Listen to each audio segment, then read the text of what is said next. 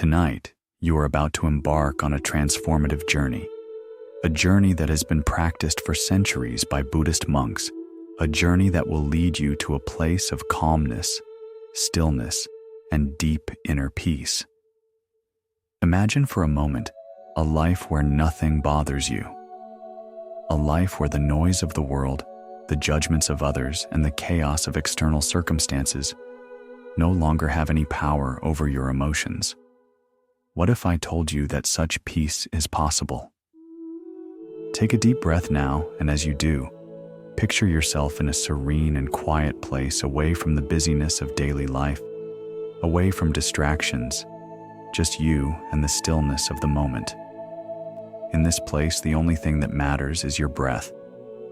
Each inhale draws you deeper into calm, and each exhale releases any tension, any worries that might be lingering in your mind. Feel the air fill your lungs, and as you exhale, let go of anything that does not serve your peace. So make yourself comfortable. Adjust your pillow or cushion to find a position where your body feels at ease. Let your body become heavy against the bed, grounding you to the earth beneath. Feel the support of the surface below, holding you so that you can relax completely. If there is any tightness in your body, gently soften it. Allow your muscles to relax and release. Take another deep breath with me now. Slowly inhale, feeling the air enter and fill you, and then let the breath out, gently releasing any tension. As you do this, allow your thoughts to begin to soften. There is no need to rush. There is nothing to do here, no place to be other than where you are in this moment. You are safe. You are grounded. You are fully present here, in the stillness of your own being. In this very moment, know that you are in control of your mind and your breath. Every breath you take brings you closer to a place of peace. With each inhale, you draw in a sense of calm, and with each exhale, you let go of whatever has weighed you down today. Allow the sounds of the world to fade away, and just be here. You are here now, fully present in this peaceful space. Before we settle in completely, feel free to like and subscribe only if this space brings you peace. If you feel comfortable, we'd love for you to share where you are tuning in from and what time it is in your part of the world. It's always beautiful to know that we are connecting with so many from different places and times, all coming together for this journey. Now, as we embark on this journey together, let us begin with the understanding that we are about to explore 18 Buddhist lessons, each one designed to help you experience peace in your life. These teachings passed down by the Buddha are timeless and deeply nurturing. They hold the potential to quiet the restless mind, soothe the heart, and restore balance in our lives. These lessons offer us profound wisdom, insights, and tools to navigate the challenges of life with grace and mindfulness. They are practices that invite us to slow down, to reflect, and to look inward, helping us reconnect with the stillness that is always present within us, even amidst the chaos of life. So now that you are settled, dim the lights, perhaps light a candle or some incense, and let's wander into stillness together. Allow your mind to calm, your heart to open, and your body to relax. Take this moment to simply be in the present with no expectations, just embracing the journey ahead. Let's begin with our first story, a teaching about letting go of the very thing that causes us so much inner turmoil, anger. One day, a man consumed with frustration and rage approached the Buddha. His face was twisted with anger, his fists clenched tightly, and his body trembled with emotion. As he stood before the Buddha, he could hardly contain himself. His voice, thick with resentment, filled the air as he began to accuse others of wrongdoings, explaining in great detail how they had hurt him, how they had betrayed his trust, and how life itself seemed to be against him. With each word, the intensity of his emotions grew stronger. He spoke as though he was carrying the weight of the world on his shoulders, unable to escape the overwhelming feelings of injustice that clouded his every thought. As he spoke, you could almost feel the heat of his anger radiating from him, palpable in the air between them. The tightness in his chest mirrored the tension in his voice, and the frustration in his words struck the air like thunder, loud, angry, relentless. His anger was a fire that had been burning within him for so long that it had consumed every part of his being. It was as if the very weight of his fury was bending his body, pulling his shoulders down, and his heart heavy. His words, sharp and biting, revealed the depth of his anger. Every accusation, every hurt he had suffered in life was thrown into the conversation, as if it were a heavy stone he was tossing into the air one after another. You could sense the anger pushing outward like an overflowing river with no space for peace or resolution. He wasn't asking for advice or seeking a solution.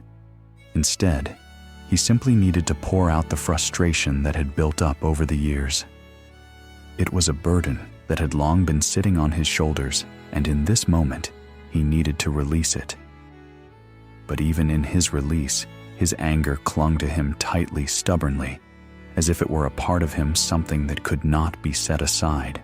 The Buddha, as calm and serene as ever, listened with great patience. He did not interrupt the man. He did not try to reason with him. He simply allowed the man to pour out his feelings, letting the anger and frustration spill into the space between them, filling the air with a tense energy. The Buddha's silence was not one of indifference, but one of deep listening, of complete presence. In this space of quiet, the Buddha allowed the man to release his anger, fully knowing that this moment of expression was necessary before healing could begin.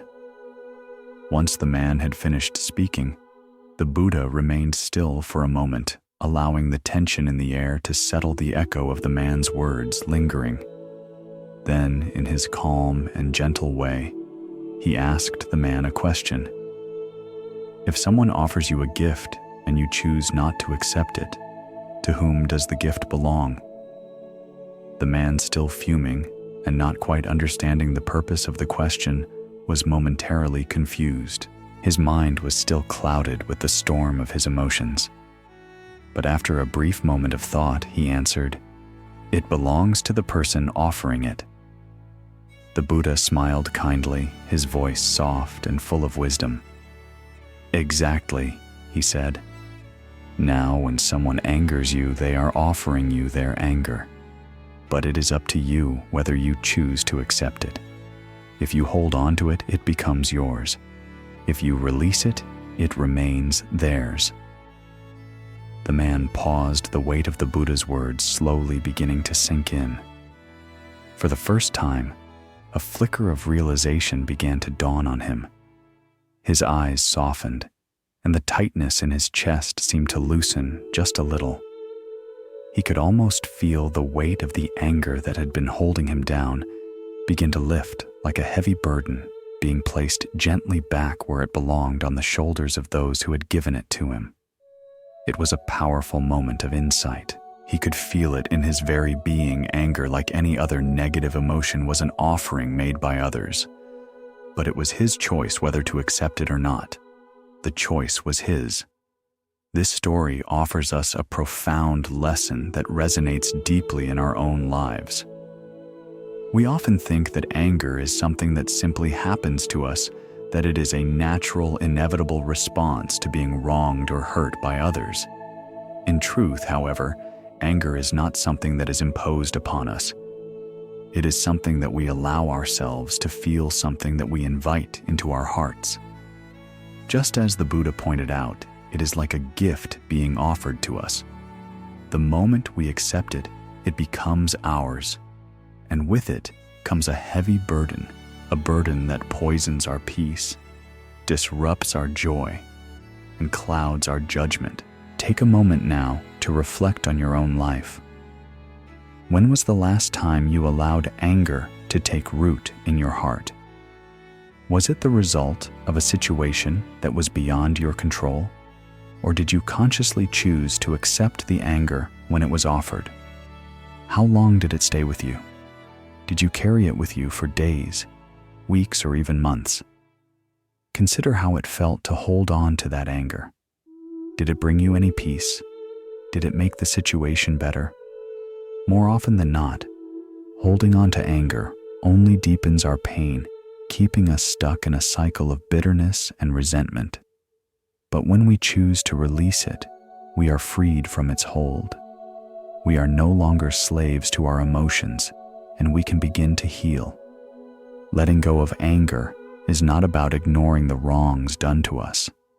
It is not about pretending that we were never hurt or that the injustice we experienced didn't matter. Rather, it is about acknowledging that holding on to that anger no longer serves us.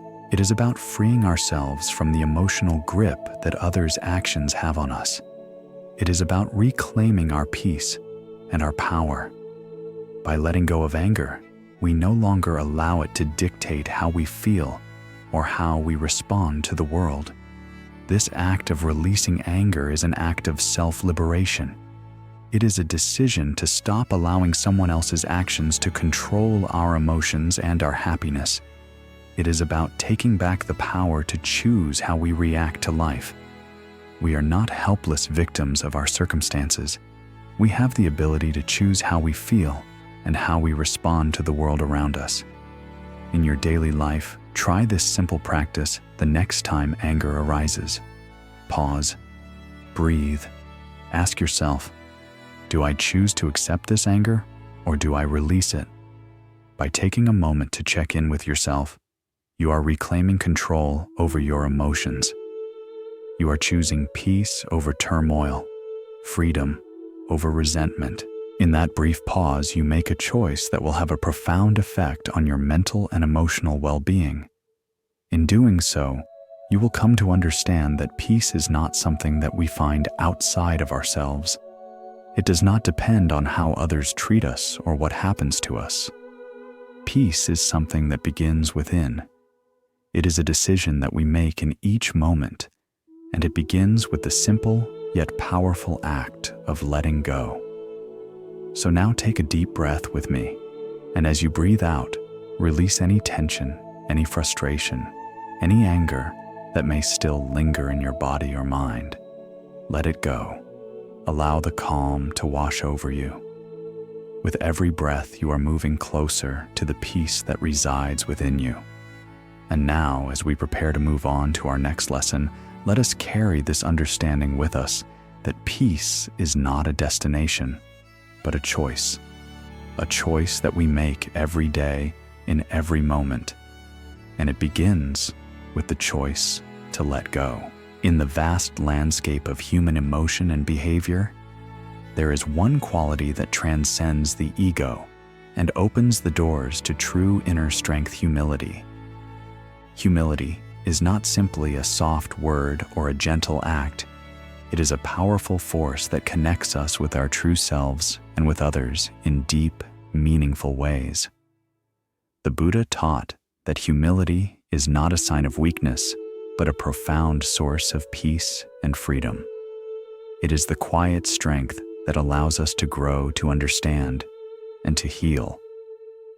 There was a young monk deeply troubled by the behavior of some of his fellow monks. He often found himself feeling superior to them, as though the very air around him was charged with the certainty of his understanding. His thoughts, like an unshakable mountain, told him that his grasp of the teachings was far superior to theirs. He felt the weight of his knowledge pressing him up high above those around him. With each passing day, his mind became more confident in its wisdom, his senses sharper, though not in kindness, but in judgment. He dismissed others' perspectives with the flick of his thoughts, their opinions as unworthy as the wind blowing by, too fleeting to hold any substance. As he walked the peaceful grounds of the monastery, his steps grew more deliberate. his head held higher, as though he could feel the very light of the teachings shining down upon him, casting shadows on those who did not understand. His criticism became like a heavy stone in his mouth thrown with force, landing upon his fellow monks' faults and weaknesses. With each word, his sense of superiority bloomed. It was as though his pride took root within him, growing like a storm cloud darkening his heart and his interactions. The more he distanced himself from others, the stronger his pride became. His breath, once calm, now felt strained, as if trying to hold on to a reality that was slipping through his fingers. He saw himself on a higher plane, one above the rest, and with every step, he built an invisible wall between himself and those around him. The sound of their voices, the sight of their faces became blurred and distant, as though they were no longer worthy of his attention. His thoughts, like jagged rocks, cut him off from the world, leaving him in isolation. One day, sensing the turmoil within the young monk's heart, the Buddha called him aside. His words were like a calm breeze on a hot day, gentle but persistent. "Young one, come with me and let me show you something." Eager to receive more wisdom, the monk followed the Buddha through the serene monastery grounds. The air around them was still with the scent of the earth beneath their feet and the soft rustling of leaves whispering in the trees. As they walked together, the young monk noticed the crisp coolness of the air, the way the sunlight seemed to dance through the branches, casting gentle patterns of light and shadow. The Buddha led him to a well, its surface serene and undisturbed, reflecting the clear sky above. The water seemed like a perfect mirror, calm and inviting, as though it had not been touched by the world for centuries. The Buddha gestured toward the water. "Look into the water," he said. The young monk obeyed, leaning in to gaze into the clear water. As he looked at his reflection, he felt a wave of satisfaction wash over him. He saw himself proud, wise, standing with a sense of quiet certainty. He marveled at his own image, the calmness of the water, reflecting his own sense of superiority. For a moment, his chest swelled with pride, as if the very reflection reaffirmed everything he believed about himself. His eyes traced the edges of his face, the proud curve of his chin, his unshakable sense of being the one who truly understood. The Buddha, always gentle and patient, then asked, "What do you see?" The monk, still absorbed in his reflection, answered without hesitation, "I see myself. I see a wise and confident monk, the one who understands the teachings, the one who has mastered this path." The Buddha, with a small but knowing smile, spoke softly. "Now take a small stone and drop it into the water." The young monk, curious but obedient, picked up a small stone from the ground. The coolness of the stone in his hand made him pause for just a moment, feeling its weight. Gently, he dropped it into the water. The moment the stone sank, the stillness of the water was disturbed, and a series of ripples spread outward across the surface. The reflection of the monk's face began to blur and distort as the ripples created chaos on the water. What had been clear and steady was now broken into a tangled mess of shapes, a shifting pattern of light and shadow. The Buddha, standing silently beside him, asked, "Now tell me, what do you see?" The young monk stood still, staring at the now distorted image of himself. His chest tightened, and for the first time his sense of pride began to dissipate. He saw the ripples, the distortion, and felt a quiet hum of recognition within himself. It was not admiration for the reflection anymore, but the realization that his own pride had clouded his view. His mind, once steady and sure, was now swirling with confusion, like the ripples in the water. "I see nothing but ripples and distortion." The young monk replied softly, his voice no longer filled with self-assurance, but with a touch of humility. The Buddha nodded, his presence radiating calm and wisdom. Just like the water, when your mind is filled with pride and arrogance, it distorts your view of the world. You cannot see things clearly. Your vision becomes clouded and your understanding becomes incomplete. But when your mind is humble, it remains calm and still, like the water before the stone is dropped. Only then can you see things as they truly are. The young monk stood there, feeling the weight of the Buddha's words sink deeply into his heart. The lesson, simple yet profound, had cracked open his understanding. He realized that his pride, like the ripples in the water, had disturbed his perception of the world and his relationships with others. It had kept him from seeing things clearly and prevented him from experiencing the true wisdom of the teachings. But humility, he now understood, was the key to seeing with clarity. It allowed his heart to remain still and open to recognize the interconnectedness of all beings and the deep wisdom in everything around him. Humility is not about thinking less of oneself. It is not about diminishing your worth or seeing yourself as unimportant. Rather, it is about thinking of oneself less, letting go of the need for constant self-validation. It is about releasing the need to be superior to others, about surrendering the idea that we have all the answers and embracing the fact that we are all learning together. Humility is the ability to listen deeply, to learn, and to grow. When we let go of pride, we make space for others to shine. We can begin to see the beauty in their actions, their words, and their wisdom.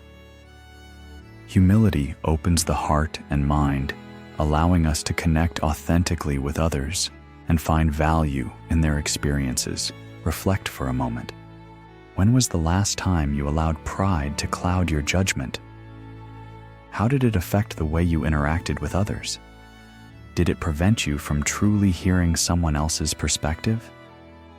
How many times have you allowed your own sense of superiority to create distance between you and others? How did that feel? And how might things have been different if you had approached the situation with humility? Humility asks us to set aside our ego, to admit that we don't have all the answers, and to approach life with an open heart and a curious mind. It calls us to let go of the need to always be right, to recognize that everyone has something valuable to teach us, and to embrace vulnerability. True strength is found not in always being the best, but in being open, in being willing to learn, and in being willing to connect with others from a place of humility and compassion. In your daily life, take time to practice humility. The next time you find yourself feeling superior or judgmental, pause. Ask yourself, how can I approach this situation with humility? What can I learn from the other person here? By shifting your mindset, you can transform your interactions and deepen your connections with others. This lesson is a reminder that true strength lies in our ability to let go of the need for superiority.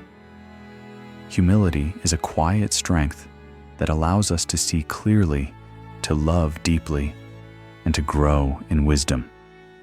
When we practice humility, we open ourselves to the richness of life, and we find peace, love, and understanding in every moment. As you reflect on this lesson, take a deep breath and allow the calmness of humility to settle in your heart. Let go of the need to prove yourself and allow space for others to shine. Remember, humility is not about diminishing your worth, but about embracing the interconnectedness of all beings and recognizing that there is always more to learn. Now, as we prepare to move on to the next lesson, let us carry with us the understanding that strength comes not from pride, but from humility. It is through our willingness to be open to learn and to connect with others that we find true power. Through humility, we open ourselves to the beauty of life and to the wisdom of those around us. Let us walk forward on this path, humbly knowing that every step is an opportunity to grow, to learn, and to be at peace. In a world filled with noise, both external and internal, it is easy to forget the profound power of silence. The constant hum of technology, the rustle of busy lives, the endless chatter of thoughts racing through our minds all combine to create an overwhelming cacophony. Yet the Buddha often spoke of silence not just as a mere absence of sound, but as a powerful tool for cultivating clarity, focus, and inner peace. Silence is not a void to be feared. Rather, it is a space rich with possibility, waiting to bring us closer to our true selves. Imagine for a moment the deep quiet of early morning when the air is still, the world is barely awake, and there's an almost sacred hush around you. In this quiet, you can hear the soft rustling of leaves stirred by a gentle breeze, the distant call of a bird, the subtle rhythmic sound of your own breath. It's a quiet that doesn't demand anything from you. It simply exists. The Buddha taught us that silence is the place where we can reconnect with ourselves, where the noise of the world falls away and the chatter in our minds slowly fades into the background. This space in its stillness has the power to quiet our racing thoughts, calm our restless hearts, and open us up to the deeper truths within. There is a powerful Zen story that illustrates the transformative nature of silence and how it can help us reconnect with the peace and wisdom that resides within us. Once a young monk approached his teacher, a well-respected master known for his wisdom and calm presence. The young monk, overwhelmed by a constant storm of thoughts, struggled to find stillness within. His mind was a whirlwind, thoughts swirling like leaves caught in a gust of wind, uncertain, restless, unceasing. Even during his moments of meditation, his mind was filled with noise, endless concerns, doubts, worries about the future, and questions about his practice. It was as though he were standing in the middle of a raging river, unable to find solid ground. He walked with a tightness in his chest, the weight of his thoughts pulling at him. The pressure of his confusion and frustration caused his body to stiffen, as if the mental chaos had manifested itself physically. Desperately seeking peace, he decided to approach the master, hoping for some kind of clarity. "I cannot seem to quiet my mind," he confessed, his voice strained, the frustration evident in his every word. "No matter how hard I try, my thoughts never stop. I am lost in my own mind, and I do not know how to find peace." The master listened attentively, offering no judgment, only the patient presence that seemed to settle the air around him. After a moment of silence, the master gestured for the young monk to follow him. The coolness of the morning air met them as they stepped outside the monastery, the sound of their footsteps muffled by the soft grass beneath them. As they walked through the peaceful garden, the scent of damp earth and flowers filled the air, and the quiet hum of distant birdsong blended with the gentle rustling of the trees. The master led him to a large stone in the center of the garden.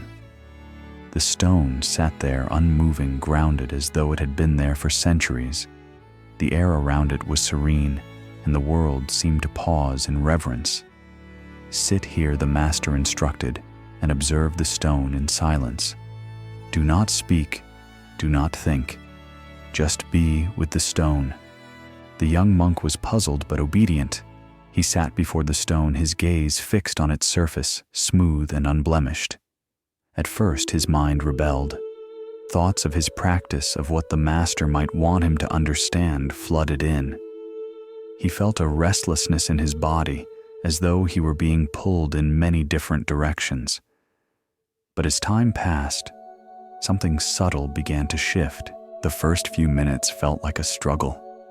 Each breath caught between the pull of his restless thoughts and the pull of the silence. But soon he noticed the weight of his mind lessening, as if the constant buzz of his thoughts were softening, becoming less urgent. The soft rustle of the leaves in the wind, the quiet chirping of a bird in the distance, all these small sounds became clearer, more distinct, and yet strangely comforting. It was as though in the absence of his thoughts, the world itself had come into sharper focus. The stone sitting still and unmoving before him seemed to radiate a quiet strength. As he continued to sit, time seemed to stretch out, as though the hours themselves were suspended in the stillness.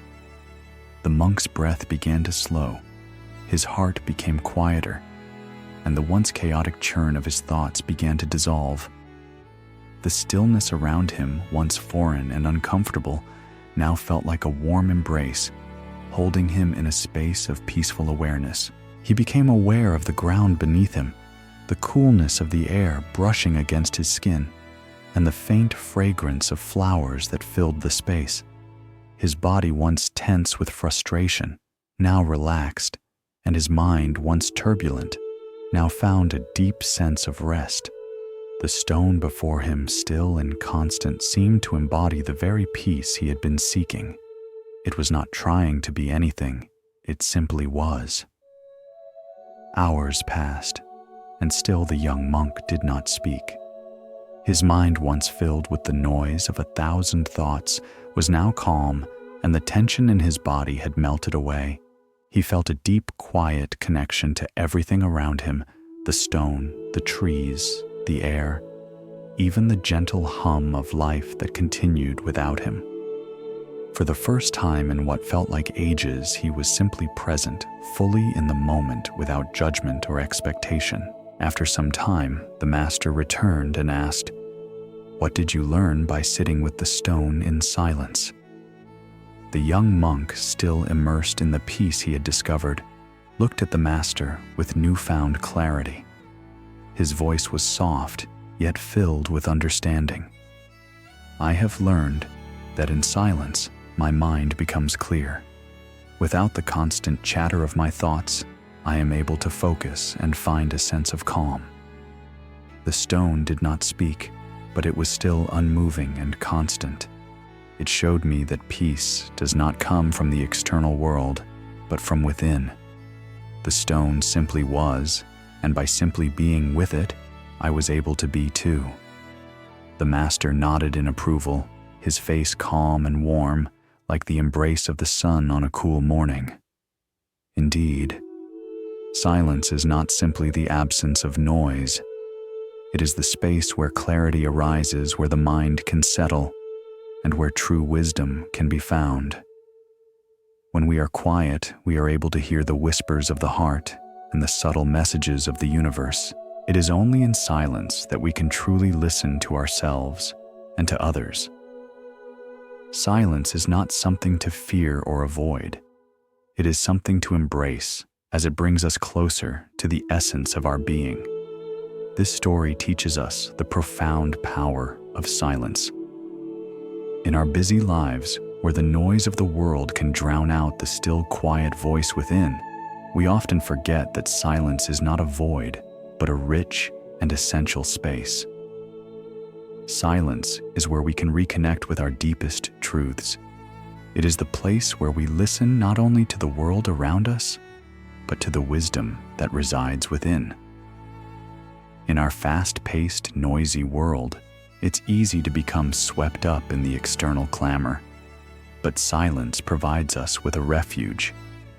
It is in these moments of stillness that we can begin to hear the quiet wisdom of our hearts, the gentle guidance that has always been there waiting for us to listen. As you move through your day, try to create small moments of silence. These moments do not have to be long, but when you pause, take a deep breath, and feel the stillness around you, you may notice a shift in your mind and heart. The world will not stop, but your awareness will deepen, and your connection to the present moment will grow. Take a deep breath now, And as you exhale, feel the calm of silence settling into your being. Let go of the noise of the world and allow the quiet to wash over you. With each breath, you become more attuned to the peaceful stillness within you, a stillness that is always there waiting to be noticed. As we prepare to move on to the next lesson, let us carry with us the understanding that silence is not merely the absence of sound. It is a tool for cultivating inner peace, clarity, and wisdom. In silence, we find the space to listen, to reflect, and to connect with the deeper truths of our being. One of the core teachings of Buddhism is the principle of impermanence, or anicca, which teaches us that everything in life is transient, constantly changing, flowing, and evolving. Nothing lasts forever. As you take a moment to reflect, close your eyes and feel the steady rhythm of your breath, constant and uninterrupted, yet always shifting just like the world around us. Every inhale and exhale is a reminder of life's fleeting nature and impermanence that is a part of every moment. This universal truth can be difficult to accept, as we are often conditioned to desire stability, permanence, and control over our lives. We yearn for security, to build lasting relationships, and to hold tightly to things we cherish.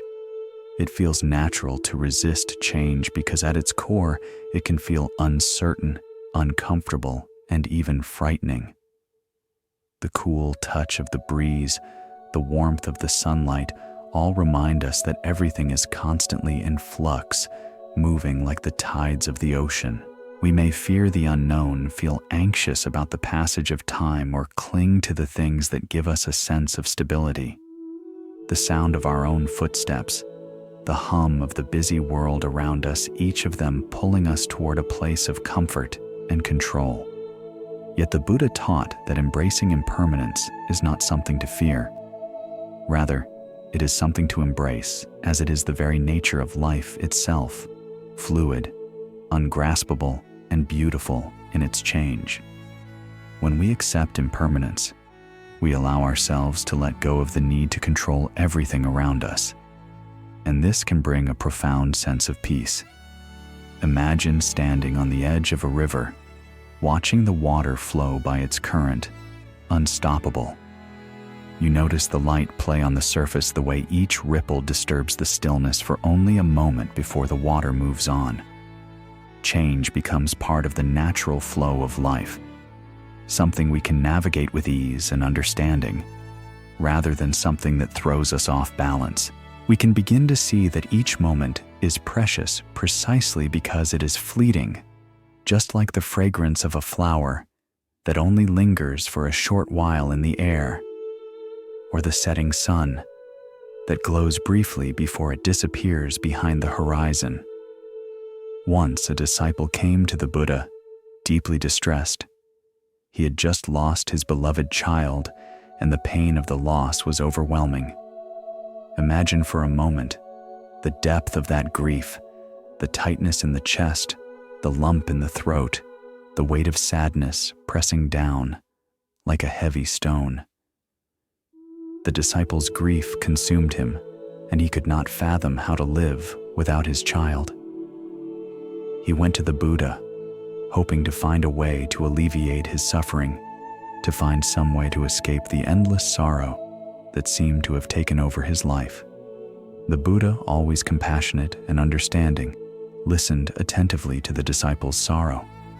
His presence, calm and steady, enveloped the disciple like a warm embrace.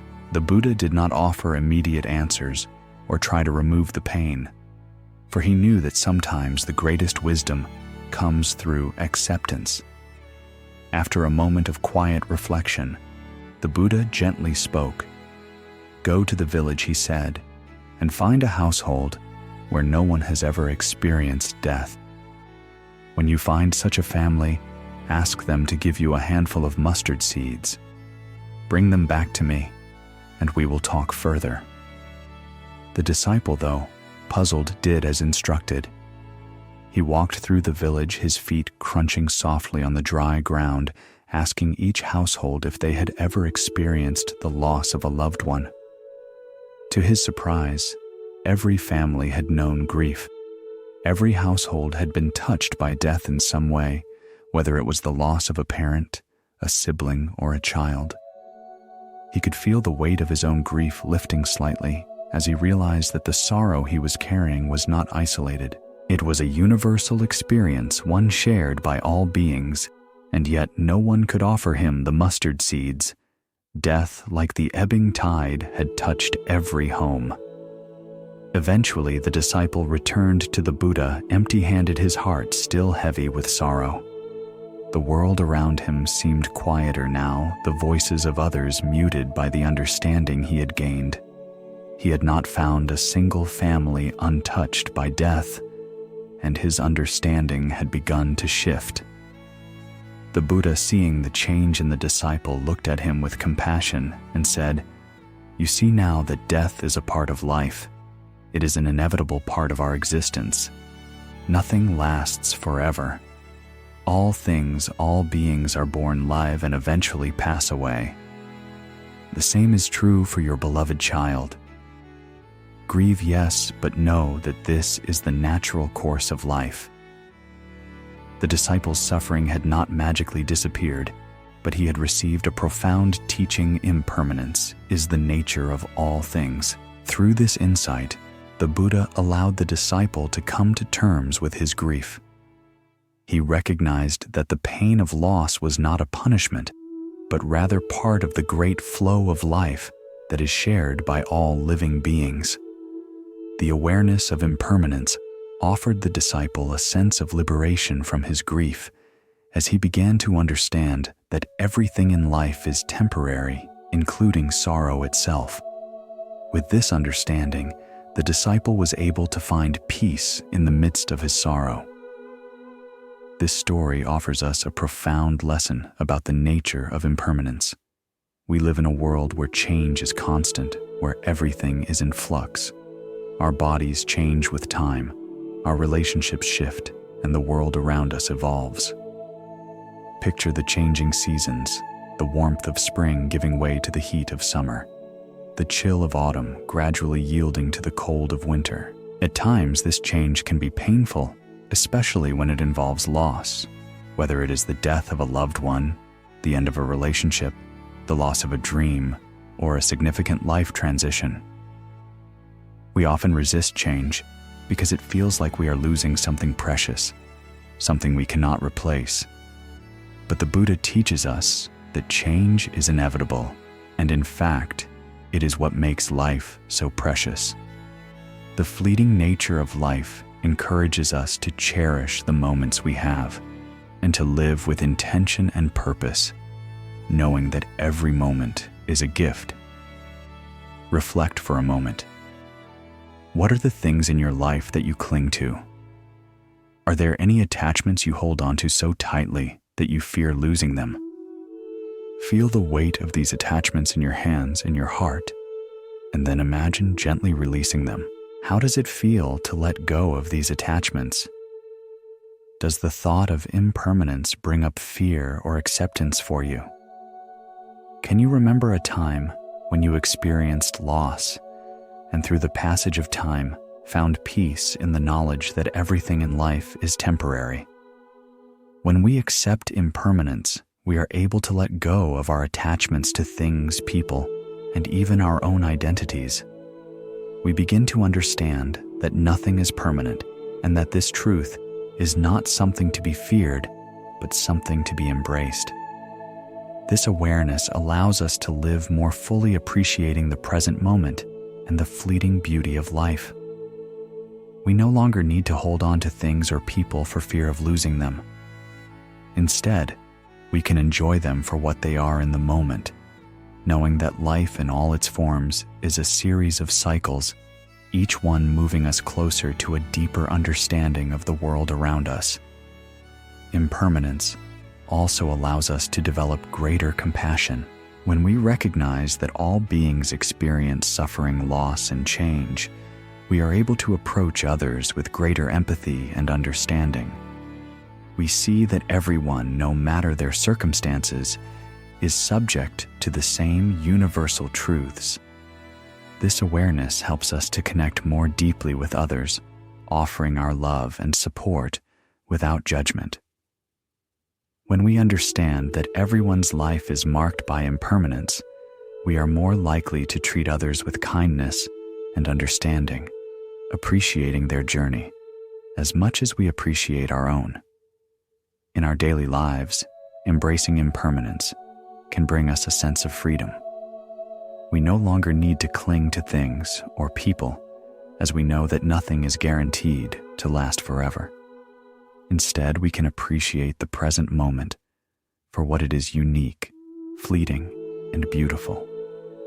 We can find peace in the knowledge that life in all its forms is a series of cycles, each one moving us closer to a deeper understanding of the world around us. When we let go of our attachment to permanence, we open ourselves to the fullness of life with all its joys and sorrows, knowing that everything has its place in the flow of time. As you go through your day, consider how you can embrace impermanence. The next time you experience a change or a loss, try to reflect on the transient nature of all things. Take a moment to appreciate the beauty of the present moment, knowing that it will pass just as all moments do. By doing so, you will find greater peace and acceptance in the flow of life. You will no longer feel bound by the fear of loss, but instead you will embrace each moment as an opportunity to learn, grow, and appreciate the unfolding of life's endless changes. This lesson is a reminder that change is inevitable, but so is the peace that comes from embracing it. By accepting the impermanence of all things, we can find freedom from attachment and live more fully in the present moment. The Buddha's teachings offer us a way to understand and navigate the ebb and flow of life so that we can experience each moment with clarity, peace, and gratitude. Take a deep breath now and release any attachment or fear you may be holding on to. Allow yourself to be fully present in this moment, knowing that it is exactly as it should be: perfectly imperfect, transient, and beautiful.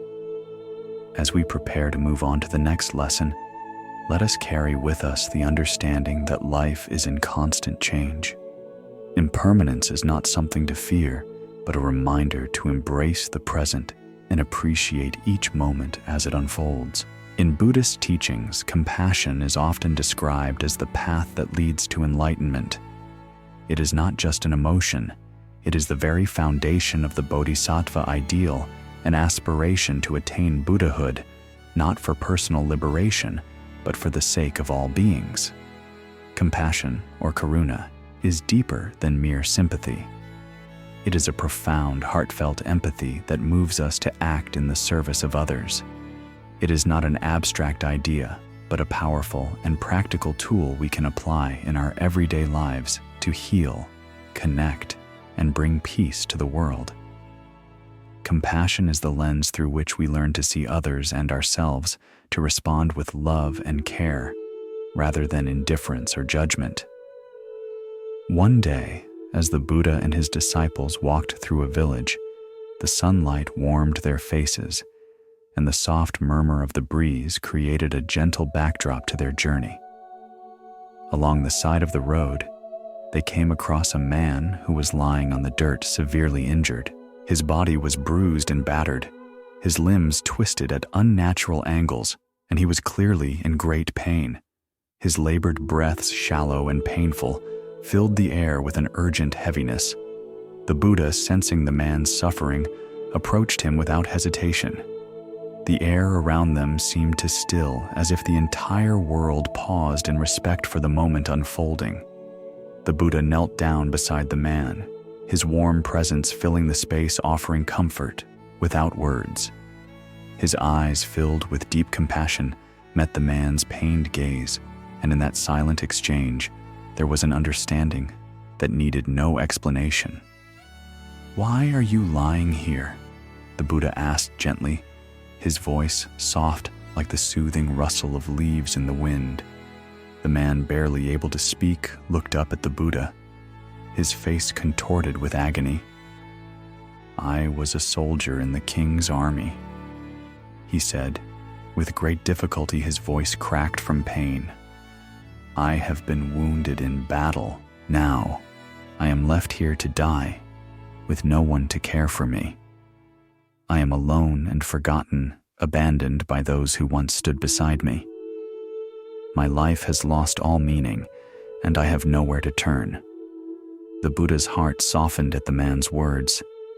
He could feel the weight of the man's suffering in the space between them, palpable, heavy in the air.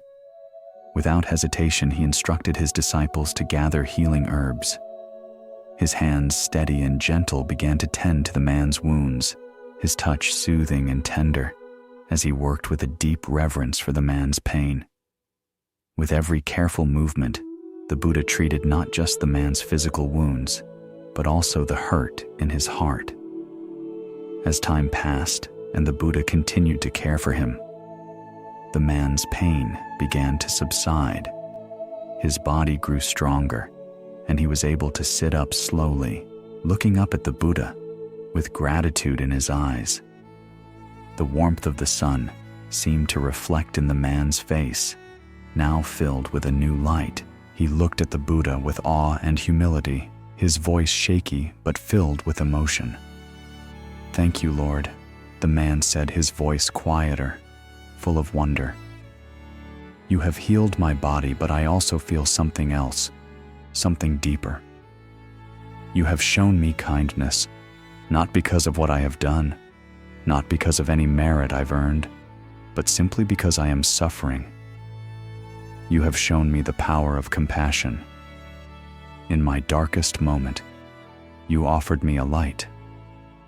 The Buddha smiled softly, his presence calming as he looked at the man with eyes full of kindness and understanding. It is through compassion that we heal not just our bodies, but our hearts. The Buddha replied, his voice like a gentle breeze, carrying wisdom that touched the very core of the man's being. Compassion is the key to understanding and the doorway to true peace. When we see the suffering of others, we must not turn away. We must embrace them with love and care, offering what we can to help heal their wounds. This story exemplifies that compassion is not just an emotional response, but a transformative power that can change lives. The Buddha did not simply acknowledge the man's suffering. He acted with compassion, offering both physical and emotional healing. His actions reached deep into the man's heart, teaching him that kindness has the power to heal even the deepest wounds, even when they seem beyond repair. The man's heart was touched by the Buddha's presence, and in that moment, he experienced the deep, healing power of compassion. In our own lives, we may not encounter situations of physical suffering as the Buddha did, but we can still practice compassion in the world around us. Compassion is not reserved only for those who are in visible distress. It can be shown in small, quiet acts of kindness toward those who are struggling emotionally, mentally, or spiritually. Picture a moment when you comfort someone with a warm smile, your hands gently reaching out to offer help, or your words like soft rain on a dry field, soothing their heart. Compassion is about meeting the suffering of others with kindness, understanding, and an open heart. Compassion also means recognizing when others are silently suffering even when they don't ask for help. It means showing up for others even when it's inconvenient or uncomfortable. Sometimes all someone needs is to feel seen and understood. It's as if in that moment of connection you offer them the space to breathe, to feel heard, and to feel held by your presence. Compassion allows us to offer this presence without judgment or expectation, and by doing so, we create space for healing to occur. Reflect for a moment. Who in your life could benefit from your compassion today? Is there someone you know who is quietly suffering, and you have not yet recognized their pain? Can you recall a time when someone showed you compassion and how it made you feel? The gentle touch of a caring hand, the warmth of someone's voice. These small acts create ripples of healing in our lives. What did it inspire in you? How did it change your view of the world? Compassion also begins with ourselves. Often, we are our own harshest critics. We judge ourselves for our mistakes, our flaws, and our perceived shortcomings. We hold on to feelings of guilt or regret, carrying them like a heavy cloak that weighs us down. Picture the feeling of lifting that cloak, of offering yourself the same kindness and care you would offer to a friend in need. The Buddha taught that self-compassion is just as important as compassion for others. We cannot truly show compassion to others unless we first cultivate it within ourselves. How can we offer kindness and understanding to others if we cannot offer it to ourselves? This means offering ourselves kindness and forgiveness when we make mistakes. It means treating ourselves with the same love and care that we would offer a loved one. Picture the warmth of self-compassion spreading through your body, soothing your soul as you release your burdens. When we embrace self-compassion, we create a foundation for extending that same compassion to others. By learning to show up for ourselves first, we are better equipped to show up for others in their time of need.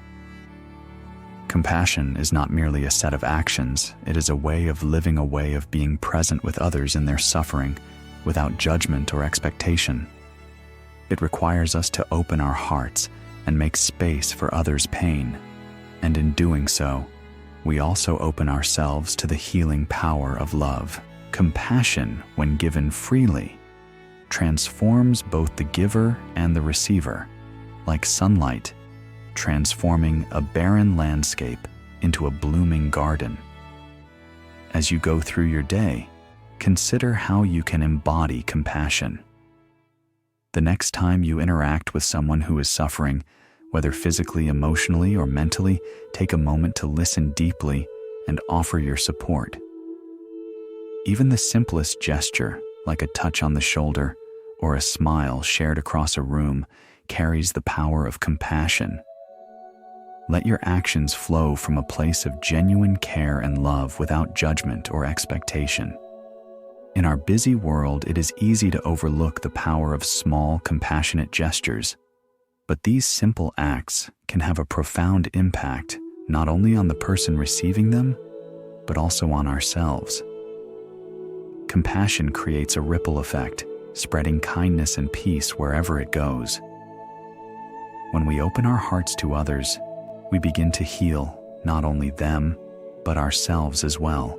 This lesson reminds us that true peace does not come from escaping the suffering of the world, but from meeting that suffering with compassion.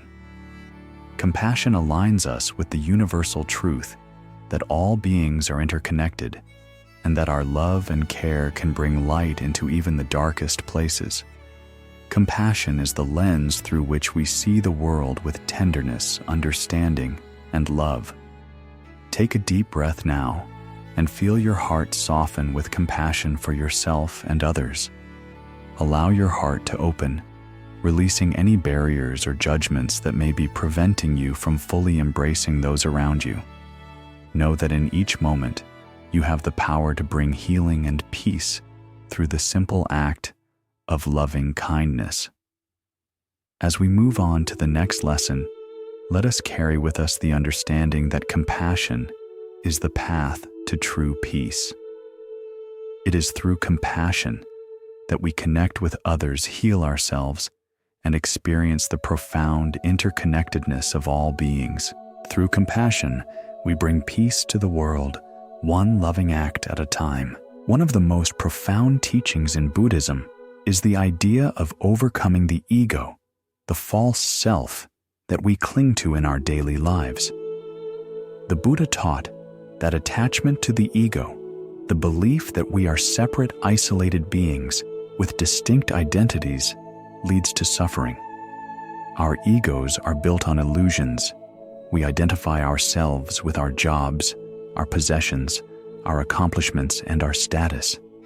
We cling to these things as if they define us, and when they are threatened or taken away, we experience pain, loss, and anxiety. However, the Buddha's teachings reveal that by letting go of the ego and recognizing our interconnectedness with all beings, we can find true freedom and peace. Now picture this moment. You are sitting alone in a quiet space, feeling the soft fabric beneath you. The room around you is calm, but your mind is a storm. The air is still, and yet your thoughts rush through your head like the sound of a radio blaring at full volume. Loud, incessant, a constant barrage. Your heartbeat seems too fast, the pulse echoing in your chest. You feel the weight of each breath, and it becomes harder to draw in air, as if the very noise of your thoughts is choking you. The ego is a little like this, isn't it? The constant noise inside your head that keeps you questioning who you are, what you have, and what you want. And in that noise, it's easy to forget that you are connected to everything around you. The world isn't about proving who you are or what you've accomplished. It's about sharing this fleeting, beautiful moment together, grounded in the quiet hum of the universe. Once a man came to the Buddha, frustrated and troubled by the conflicts he had with those around him. His body felt tense, his muscles knotted from the constant strain of resentment. He found himself constantly angry at people who wronged him, his thoughts swirling heavy with frustration. It felt like every encounter was a battle. The air around him felt thick, as if every breath was weighed down by the burden of anger. He believed that his suffering was caused by the actions of others. He felt as though he were under attack and blamed the world for his unhappiness. His chest tightened with each passing day. The weight of resentment pressed down on his heart, making each breath feel heavier. Seeking relief, he approached the Buddha, hoping to find a way to end his internal strife. "Lord, I am constantly upset. I cannot find peace because I am surrounded by people who hurt me, who take advantage of me. How can I end this cycle of anger and resentment?" The man asked. His voice strained, his breath shallow. The Buddha, with his usual calm demeanor, listened intently. His presence seemed to quiet the space around them.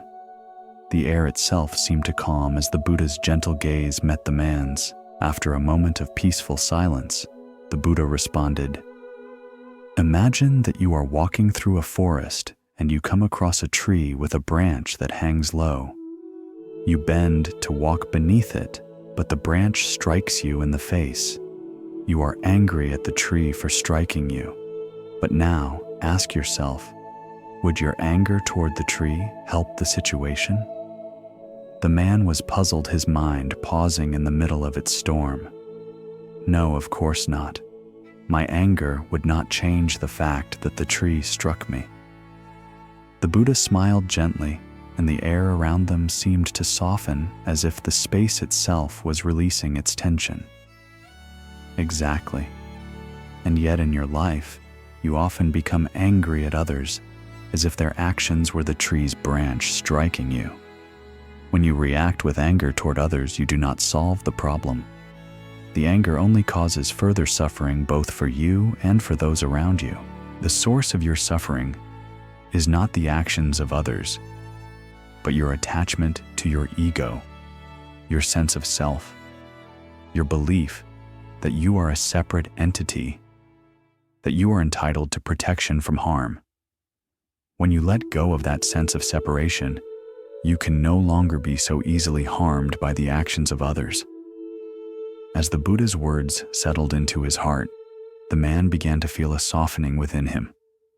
It was as if the weight of his anger began to lift, and the tightness in his chest slowly eased. He could almost feel the heat in his body fading, the tension melting like ice under the warmth of the sun. It was as if in that moment he could breathe a little easier. The pain of the ego, he realized, was not caused by others, but by his attachment to his own self-image. His ego had created a wall between him and the peace he so desperately sought. The man began to understand that his anger was rooted in his attachment to his sense of self, the belief that he was entitled to a life without conflict or hardship.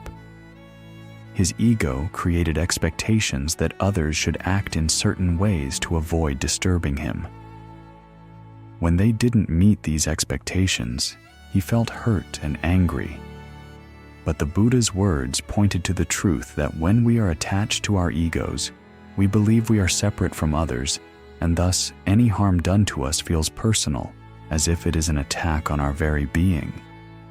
But when we realize the interconnectedness of all beings, when we recognize that we are all part of the same fabric of existence, we are less likely to take things personally or react with anger. Reflect for a moment. When have you felt anger or resentment toward someone for their actions? What was the root of that anger? Was it because you felt personally attacked or hurt in some way? Can you remember a time when you were able to let go of the need to protect your ego and respond with compassion instead of anger? How did it feel to release that attachment and move toward peace? The Buddha teaches that the ego is not inherently real. It is a collection of thoughts, emotions, and attachments that we have identified with over time. Our egos are constantly changing, shaped by our experiences, our desires, and our fears. They are not fixed, unchanging entities. They are fluid and transient. The more we cling to them, the more we suffer, because we are holding on to something that is not permanent. The more tightly we grip our sense of self, the more it slips through our fingers like sand falling from our hand. When we let go of the ego, we open ourselves to a deeper understanding of who we really are, not separate individuals, but interconnected beings who share in the same experiences of love, pain, joy, and suffering. Overcoming the ego is not about denying our individuality, but about releasing the false belief that we are separate from others. It is about seeing ourselves as part of the larger whole of existence, recognizing that we are not isolated beings, but interconnected with everything around us. Imagine for a moment how it would feel to move through life without the constant need to defend yourself, without the weight of expectations or judgments. When we let go of the need to defend and protect our egos, we find a sense of freedom and peace. We no longer feel the need to compete, compare, or be validated by external sources. We can simply be without the burden of expectation or self-centeredness. We can feel the gentle flow of life like a river carrying us forward without the friction of resistance. In our daily lives, we can practice overcoming the ego by becoming aware of our attachments. When we feel hurt, defensive, or angry, we can ask ourselves, am I reacting because my ego is threatened? Am I holding on to a belief or expectation that is causing my suffering? These questions can serve as a gentle anchor, allowing us to pause and reflect before we act. By becoming mindful of these moments, we can begin to loosen our grip on our egos and respond with greater wisdom and compassion.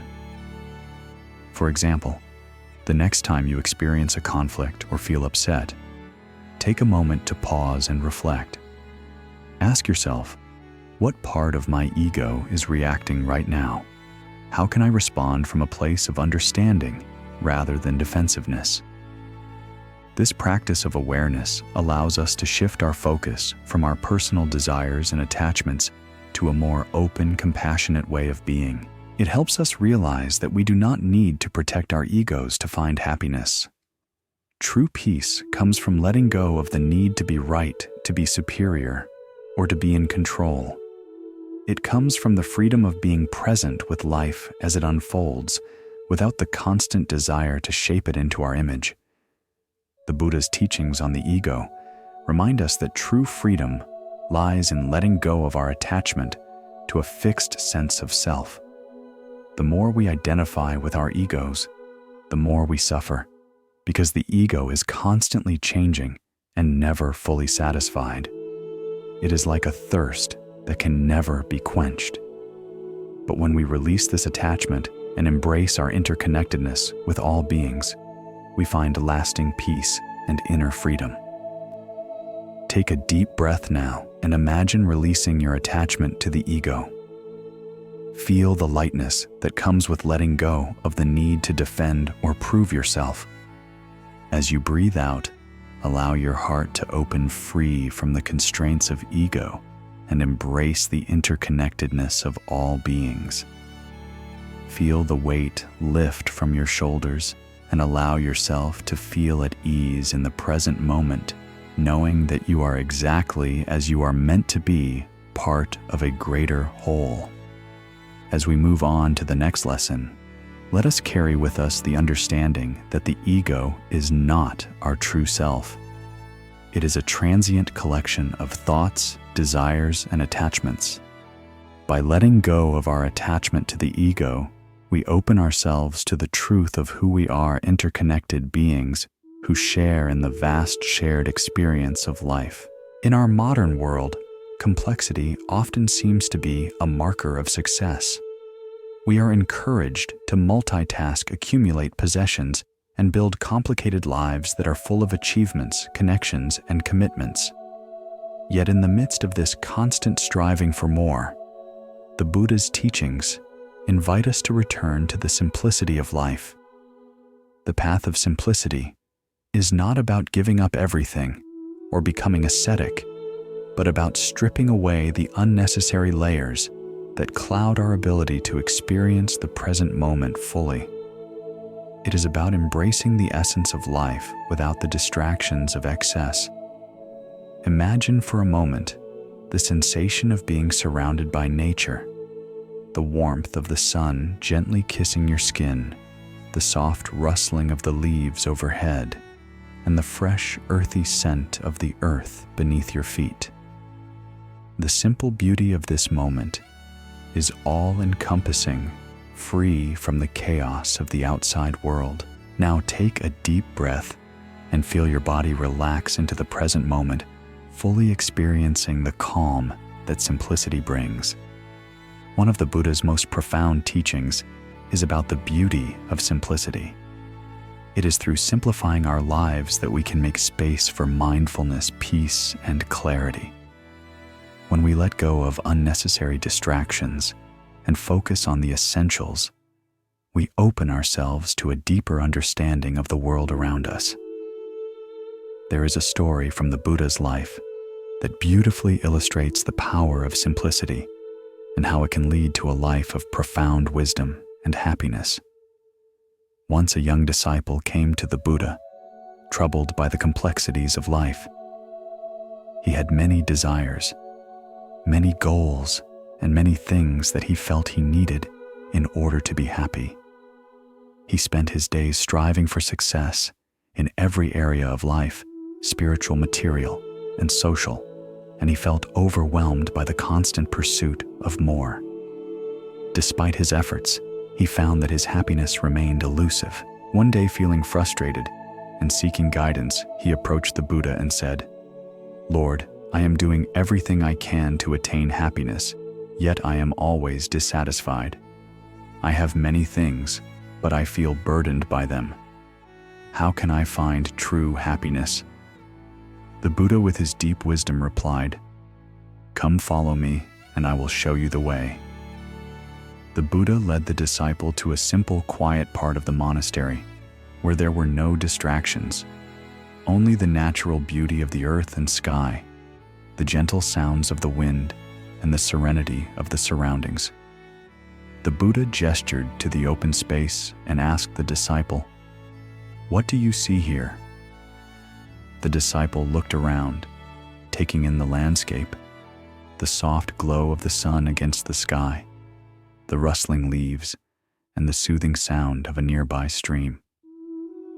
He paused for a moment, inhaling the fresh, crisp air. "I see the earth, the sky, the trees, and the birds. "It is peaceful here," he said, his voice softening. The Buddha smiled and said, "Exactly. This is simplicity. When we are content with what is here, with the beauty of the present moment, we no longer feel the need for more. The mind becomes clear, free from the weight of unnecessary desires. We are able to see the world as it truly is, without the distractions of striving for something else." The Buddha continued, "You are like the traveler who, burdened with heavy bags, struggles to reach his destination. But if you let go of your baggage, the journey becomes easier. Similarly, when we let go of our attachments to material possession status and expectations, we lighten the load of our minds and hearts. Simplicity is the key to inner peace." The disciple, who had been consumed with his constant striving, felt a profound shift within. He noticed how his body relaxed as he embraced the stillness of the moment. The sounds around him, the wind, the chirping birds, the rustle of leaves became more vibrant. The tension that had been building within him began to melt away, and he felt a deep, serene connection to the world around him. This story teaches us the importance of simplifying our lives. In the pursuit of material success or external validation, we often lose sight of what truly matters. We are bombarded with messages that tell us we need more possessions, more experiences, more recognition to be happy. Yet the Buddha's teachings remind us that contentment is found not in the accumulation of things, but in the ability to appreciate the simple, everyday moments of life. Reflect for a moment. What are the things in your life that you have accumulated in the pursuit of happiness? Are there things, whether material possessions, achievements, or relationships, that have become burdensome or complicated your life? How does it feel to let go of these things? What happens when you stop the constant striving for more? Can you sense the space that opens up when you let go? Simplicity does not mean neglecting our responsibilities or living in poverty. It means focusing on what is essential and meaningful in our lives, letting go of the distractions and attachments that take up space in our hearts and minds. When we simplify, we create room for what truly matters: love, kindness, peace, and presence. These things, though intangible, are often what bring the deepest sense of fulfillment. In our daily lives, we can practice simplicity by focusing on the present moment and letting go of the desire for more. We can simplify our routines by decluttering our physical space, setting aside time for quiet reflection, and letting go of unnecessary commitments. We can choose to slow down and focus on the people and experiences that bring us joy rather than chasing after the next thing on our to-do list. Living simply also means embracing mindfulness. When we are present with what is, rather than distracted by what could be or what we think we need, we can experience a deeper sense of contentment and peace. Simplicity allows us to see the beauty in the everyday, the warmth of the sun on our skin, the sound of bird song in the morning, the connection we share with others. These moments, though small, are the essence of life, and they hold the key to true happiness. Take a moment to notice the world around you, whether it's the soft glow of the early morning light, the sound of the breeze brushing against the leaves, or the way your body feels in this present moment. Simply experience these sensations without the need to label or judge them. This is the practice of living simply, fully immersed in the now. This lesson reminds us that true peace comes from simplicity. When we let go of the clutter, both internal and external, we create space for clarity, peace, and joy. We no longer feel the need to constantly chase after external markers of success. Instead, we learn to find contentment in the simple joys of the present moment, fully embracing what is right in front of us. In doing so, we tap into the profound richness of life that exists in the simplicity of being. Take a deep breath now and let go of the clutter in your mind. Allow yourself to be present with what is, knowing that in this moment, there is nothing more you need. As we move on to the next lesson, let us carry with us the understanding that simplicity is not a limitation, but a path to freedom. It is through simplicity that we come to see the world with clarity, joy, and gratitude. One of the most challenging aspects of being human is our deep desire to control our lives. We want to control our environment, our circumstances, and the people around us. We believe that by exercising control, we can ensure our happiness, safety, and success. However, the Buddha teaches us that the need for control is an illusion, one that ultimately leads to suffering.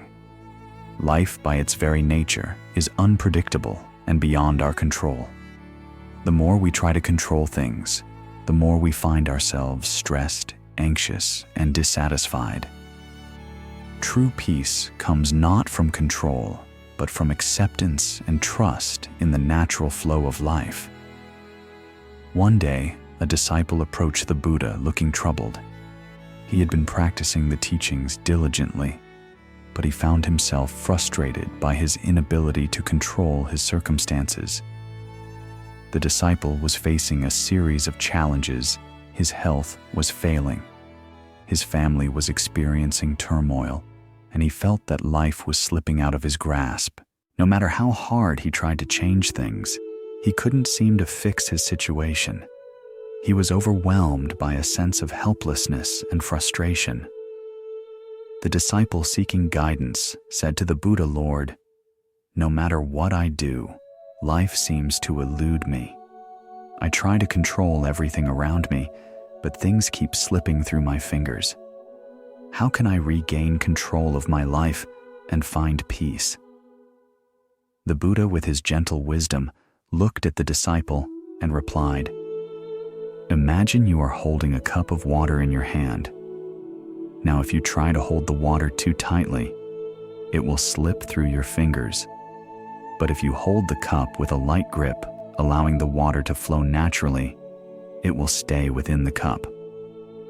This is how life works." The disciple listened carefully, still confused. The Buddha continued, "The more you try to control life, whether it's your health, your relationships, or your circumstances, the more you will suffer. Life, like water, cannot be held too tightly. It is constantly flowing, changing, and moving. Instead of trying to control everything, you must learn to let go and trust the flow of life. Acceptance, not control, is the key to peace." The disciple paused, reflecting on the Buddha's words. Over time, he began to see that his attachment to control had been causing him more pain than peace. The more he tried to control his life, the more frustrated and exhausted he became. He realized that by letting go of the need to control everything, he could find peace in the present moment. Rather than fighting against the flow of life, he could learn to go with it, trusting that each moment was exactly as it was meant to be. This story teaches us a profound lesson. The need for control is a form of attachment that leads to suffering. When we try to control our lives, we are resisting the natural flow of existence. We are fighting against the impermanence of life, trying to force things to remain the same. But just as water flows and changes, so does life. We cannot control everything, but we can choose how we respond to what happens to us. We can either resist, fight, and struggle, or we can accept, trust, and adapt. Reflect for a moment. In what areas of your life do you feel the need to control things? Are there situations or people that you try to manage or manipulate? How does this desire for control make you feel? Does it bring you peace, or does it cause stress and frustration? Can you think of a time when you let go of control and found greater peace as a result. What would it feel like to release the need for control and allow life to unfold naturally? Letting go of the need for control does not mean becoming passive or giving up on our responsibilities. It means learning to respond to life with openness and acceptance. It means realizing that we cannot predict or control every outcome, but that we can trust the process of life. When we accept life as it is, rather than how we wish it to be, we can find peace in the present moment. The Buddha's teachings on control also extend to our thoughts and emotions. Often, we try to control our inner experiences, our fears, our desires, our anxieties by pushing them away or trying to suppress them. But this only creates more resistance and suffering. Instead, the Buddha teaches us to observe our thoughts and emotions without judgment or attachment. We can let them come and go like clouds in the sky without allowing them to control us. By practicing mindfulness and acceptance, we can cultivate a sense of inner peace, free from the need to control our thoughts or emotions. In our daily lives, we can begin to practice letting go of control by becoming more aware of where we are trying to control things. The next time you find yourself feeling frustrated or anxious because something is not going the way you want, pause and take a deep breath. Ask yourself, what am I trying to control here? Can I let go of the need to control this situation and simply accept it as it is? This practice of mindfulness can help you break free from the cycle of control and find greater peace in the present moment. This lesson reminds us that true peace comes from letting go of the need to control everything. Life will always be unpredictable, and we cannot control every outcome. But we can choose to accept life as it is, to trust in the natural flow of events, and to respond with grace and mindfulness. By releasing the illusion of control, we create space for freedom, peace, and joy. Take a deep breath now, and with each exhale, let go of any need to control. Allow yourself to be at peace with the flow of life, trusting that everything is unfolding exactly as it should. As we move on to the next lesson, let us carry with us the understanding that life is not something to control, but something to experience with acceptance, trust, and mindfulness. The more we let go, the more we can embrace the beauty and serenity of each moment. In the Buddha's teachings, the present moment is the only moment that truly exists. It is the foundation of mindfulness and meditation, the practice of being fully aware of and engaged with whatever is happening right now. Yet for most of us, the present moment is elusive. Our minds often wander to the past or the future, reflecting on memories, regrets, or anticipating what is to come. We are caught in the cycle of doing and planning, constantly moving from one task to another without fully being present in any of them. It's as if we are always chasing something that is just out of reach. Picture this. You're sitting in a quiet room, the soft hum of the world outside barely audible.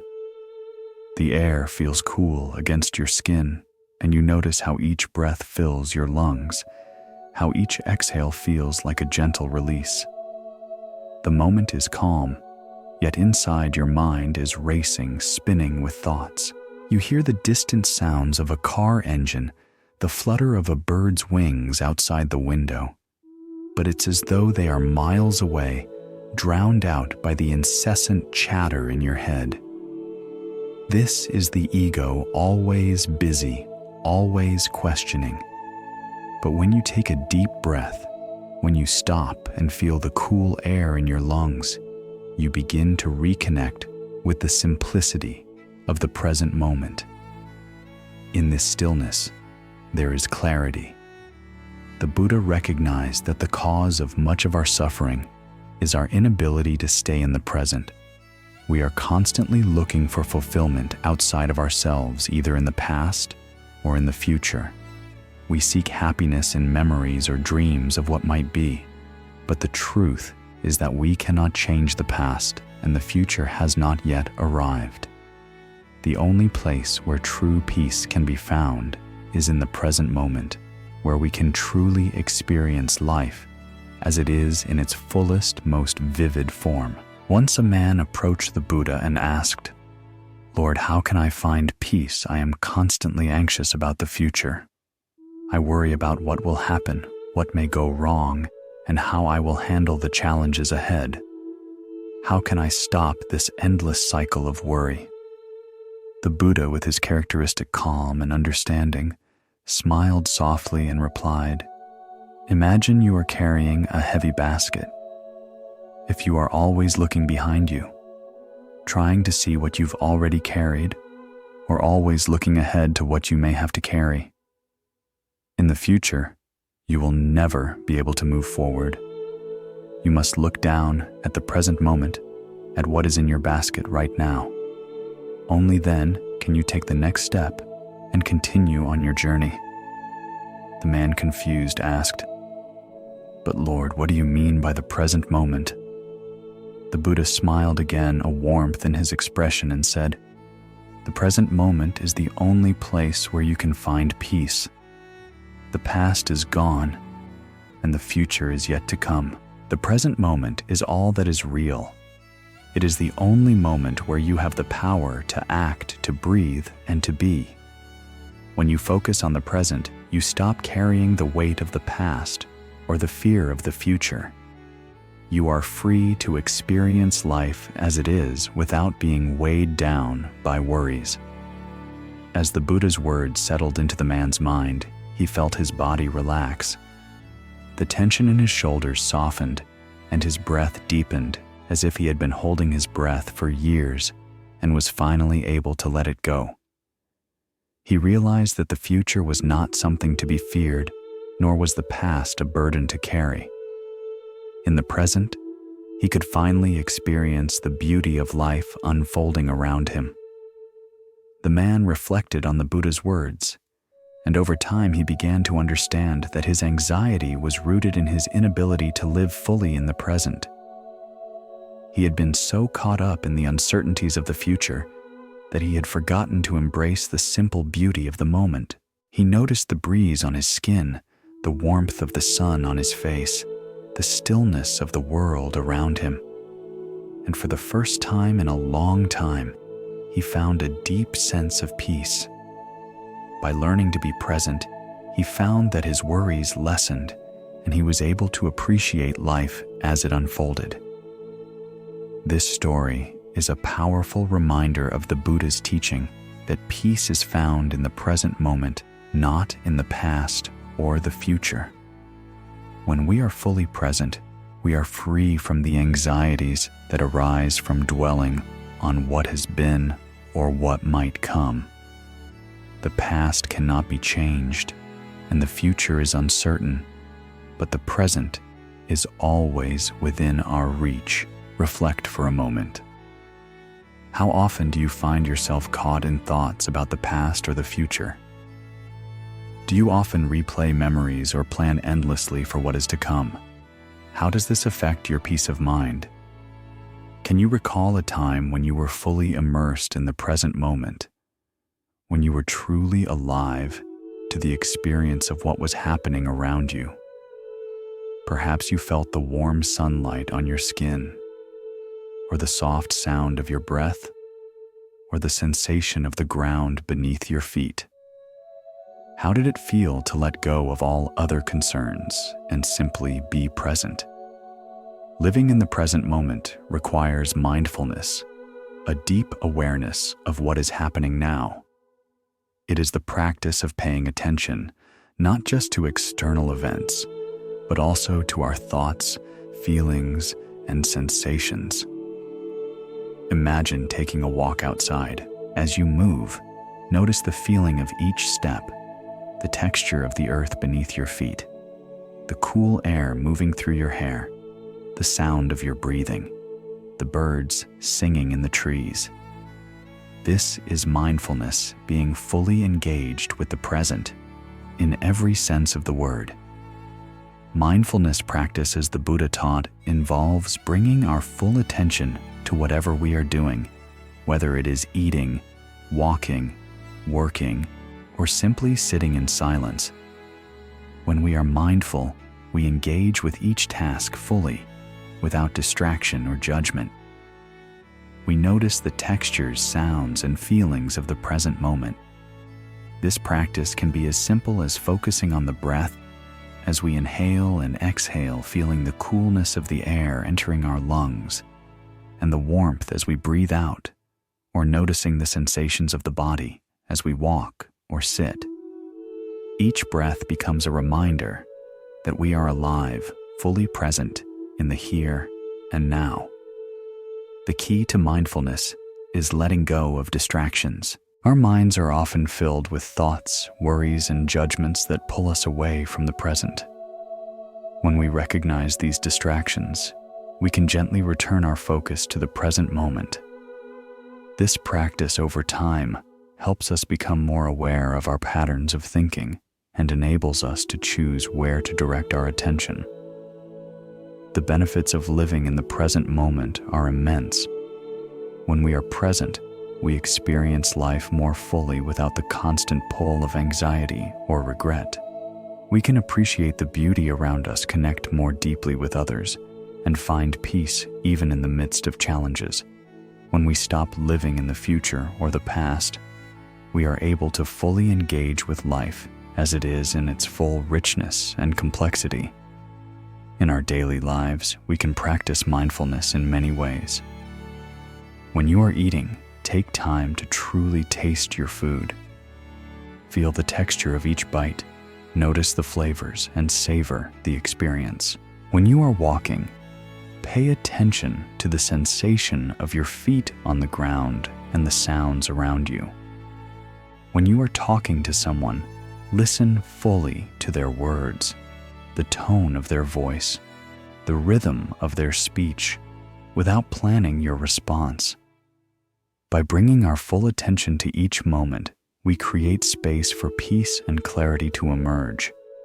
This lesson is a reminder that true peace does not come from striving for an ideal future or holding on to past regrets, but from fully embracing the present moment. By practicing mindfulness and letting go of distractions, we can find freedom from anxiety, guilt, and worry. Take a deep breath now and allow yourself to be fully present in this moment. Let go of the past and the future and simply experience what is happening now. With each breath, feel your mind and body becoming more grounded in the present. As we move on to the next lesson, let us carry with us the understanding that the present moment is all we truly have. By being present, we can find peace, clarity, and joy in every experience. In the teachings of the Buddha, the law of karma is one of the most important principles to understand and embody. It is the law of cause and effect, the idea that every action, thought, and intention we have creates an imprint in the world, affecting not only our own lives, but the lives of those around us. Karma teaches us that nothing happens by chance.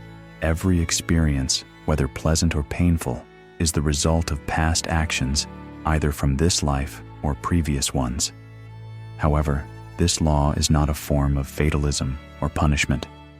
It is a path to understanding the interconnection of all beings and the consequences of our actions. As you sit quietly for a moment, take a deep breath and feel the coolness of the air as it enters your lungs. Imagine for a moment that each breath you take is a small action rippling outward, creating invisible ripples in the world around you. You may not see them, but each action, thought, and intention creates an energy, a force that flows through everything. Just as you feel the warmth of your body, every action you take also creates warmth in the world, whether gentle or intense. The Buddha often spoke about karma to his disciples, to help them understand that their actions matter, not just in the immediate moment, but in the broader context of their lives. One of the most enlightening stories about karma comes from the Buddha's teachings on the interconnectedness of all beings and the ways in which our actions shape our future. Once a man came to the Buddha, frustrated and angry. He complained, "Lord, I have done everything right. I have followed the teachings, meditated diligently, and lived a virtuous life. Yet despite all my good actions, I find myself suffering. Why does bad karma seem to follow me? Why does it seem as though I am being punished despite my efforts to do good?" The Buddha, with his usual calm and compassion, listened to the man's concerns. Then he told him a simple story. There was once a man who planted a seed in the ground. He carefully watered it, took care of it, and made sure that it received enough sunlight. But after some time, when the plant began to sprout, the man became impatient.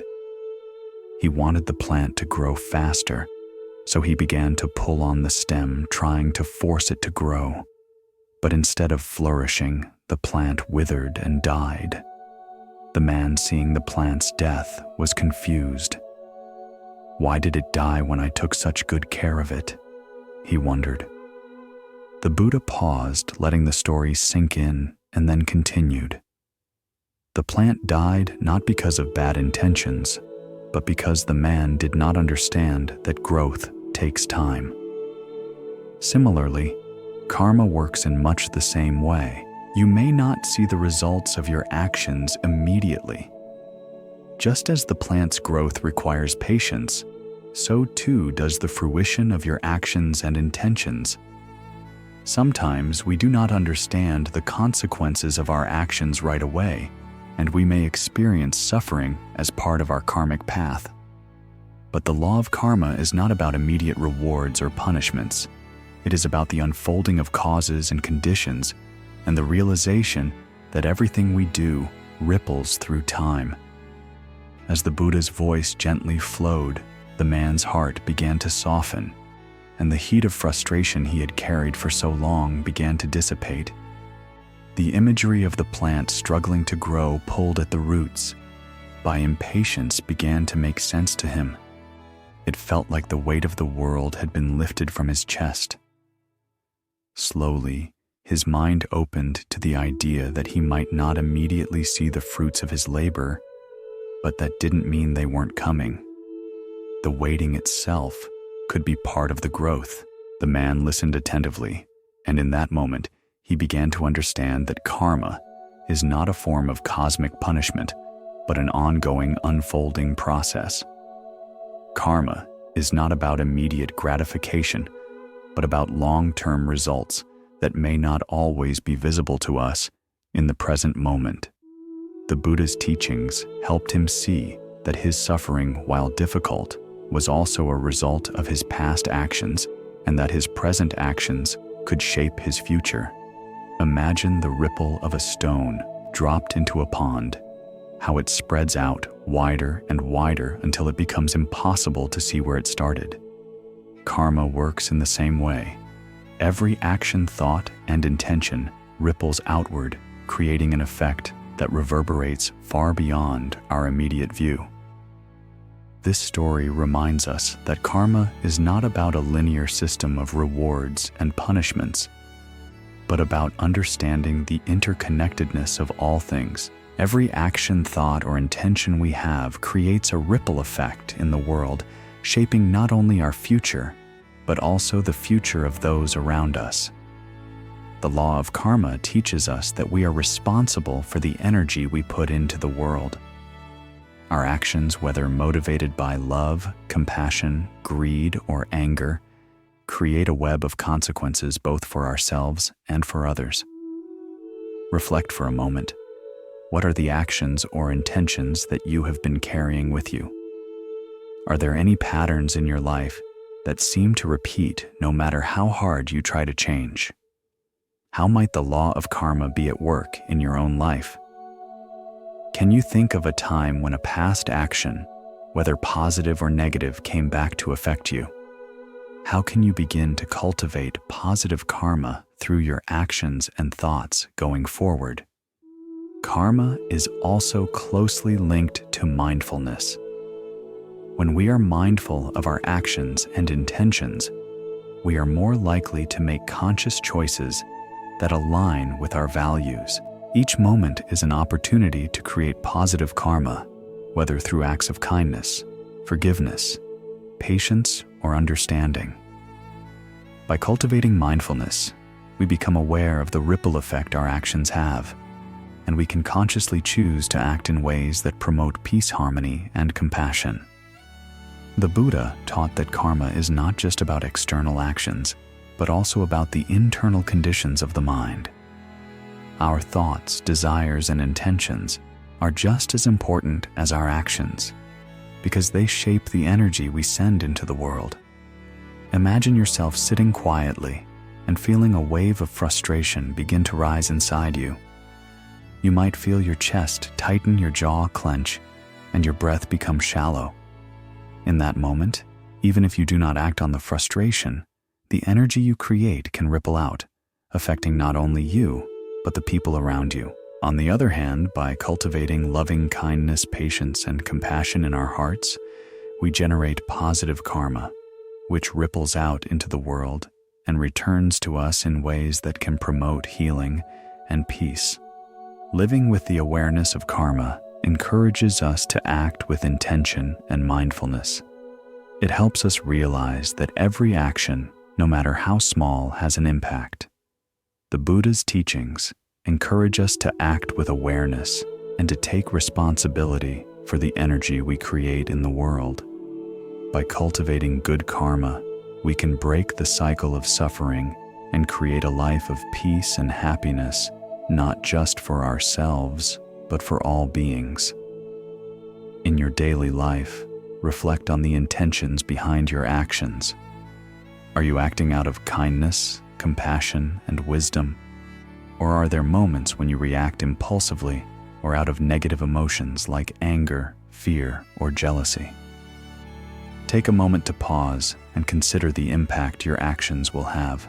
By doing so, you can begin to transform your life and the lives of others through the conscious cultivation of positive karma. This lesson is a reminder that we are all interconnected and that our actions have far-reaching consequences. By understanding the law of karma, we can cultivate a life of mindfulness, compassion, and wisdom. Every moment is an opportunity to sow seeds of kindness and love, which will bear fruit in the future, bringing peace and happiness to both ourselves and others. Take a deep breath now and reflect on the actions and intentions you wish to cultivate today. With each breath, set the intention to act with kindness, compassion, and mindfulness, knowing that your actions create ripples that extend far beyond what you can see. As we move on to the next lesson, let us carry with us the understanding that we are responsible for the energy we put into the world. Through the law of karma, we can create a future of peace, love, and wisdom, one conscious choice at a time. Meditation is one of the most powerful tools in Buddhist practice. It is a way to cultivate mindfulness, clarity, and inner peace.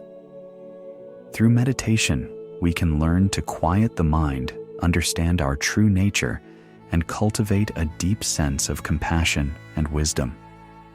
The Buddha himself attained enlightenment through meditation, and he encouraged his followers to do the same, as it is a direct path to realizing the nature of the mind and the truth of existence.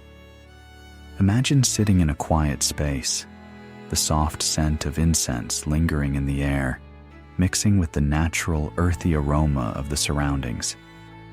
The air around you is calm, and as you inhale deeply, the gentle sensation of the breath fills your lungs, the coolness of the air entering, followed by the warm release as you exhale. With each breath, your body begins to settle, and the world around you becomes softer, quieter, Your body feels the weight of gravity pulling you down your posture, becoming more aligned with the stillness of the moment. In that stillness, you begin to feel the subtle vibrations of the world, the faint rustling of leaves outside, the distant hum of life moving on, and the soothing rhythm of your own breath. The Buddha described meditation as a way of training the mind, just as an archer trains to perfect their aim. Through consistent practice, meditation sharpens our awareness and understanding.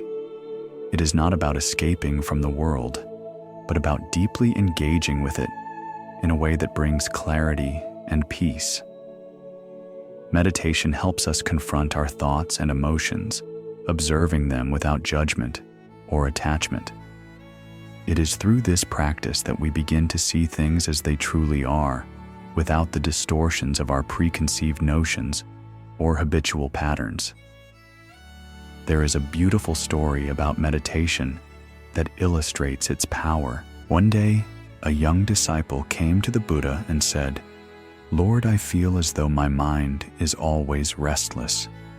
No matter how hard I try to focus or meditate, my thoughts constantly wander. I can't seem to control them. How can I find peace when my mind is so unruly?" As the disciple spoke, the Buddha listened with deep compassion, his presence a serene comfort in the midst of the disciple's turmoil. His eyes, soft yet penetrating, exuded a quiet calm that seemed to settle the air around them. Imagine a pond filled with water. The Buddha began, his voice gentle, like a breeze passing through leaves. If the water is disturbed, it becomes muddy and unclear, and you cannot see the bottom. But if you leave the water still, it becomes clear, and you can see everything beneath the surface. Your mind, like the water, becomes disturbed by thoughts. But when you allow your mind to become still, the clarity of your true nature emerges. Meditation is the stillness that allows the clarity to shine through. The disciple, breathing deeply, closed his eyes and imagined the image of the still pond.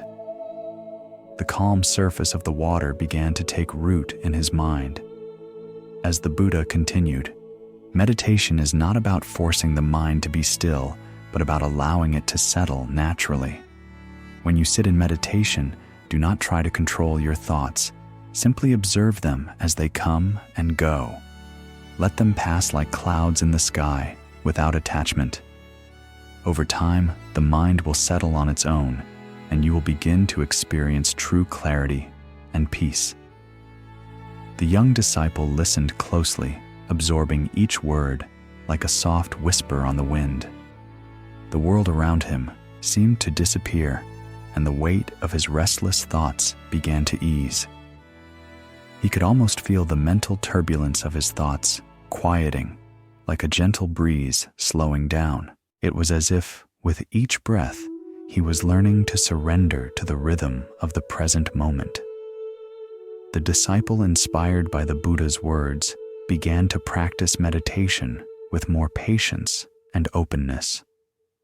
At first it was difficult, and his mind continued to wander. He could still feel the subtle tension in his body, the restlessness that had always accompanied him. But over time, he began to notice moments of stillness and clarity. It was like feeling the first rays of the morning sun warm his face after a long, cold night. As he continued his practice, the turbulent waters of his mind began to calm, and he found a deep sense of peace within himself, the kind that filled him with warmth, the same warmth he felt when he sat in quiet moments of connection with himself. This story illustrates the power of meditation in calming the mind and fostering clarity. Meditation is not about achieving a particular state of mind, but about allowing our thoughts to settle naturally so that we can experience the present moment with clarity.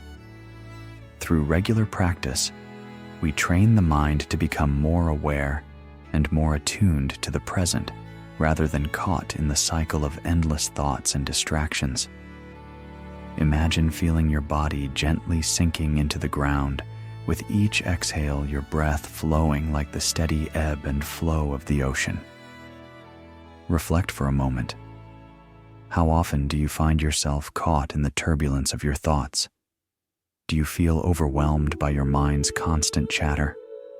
Have you ever experienced a moment of stillness or clarity, even if only briefly?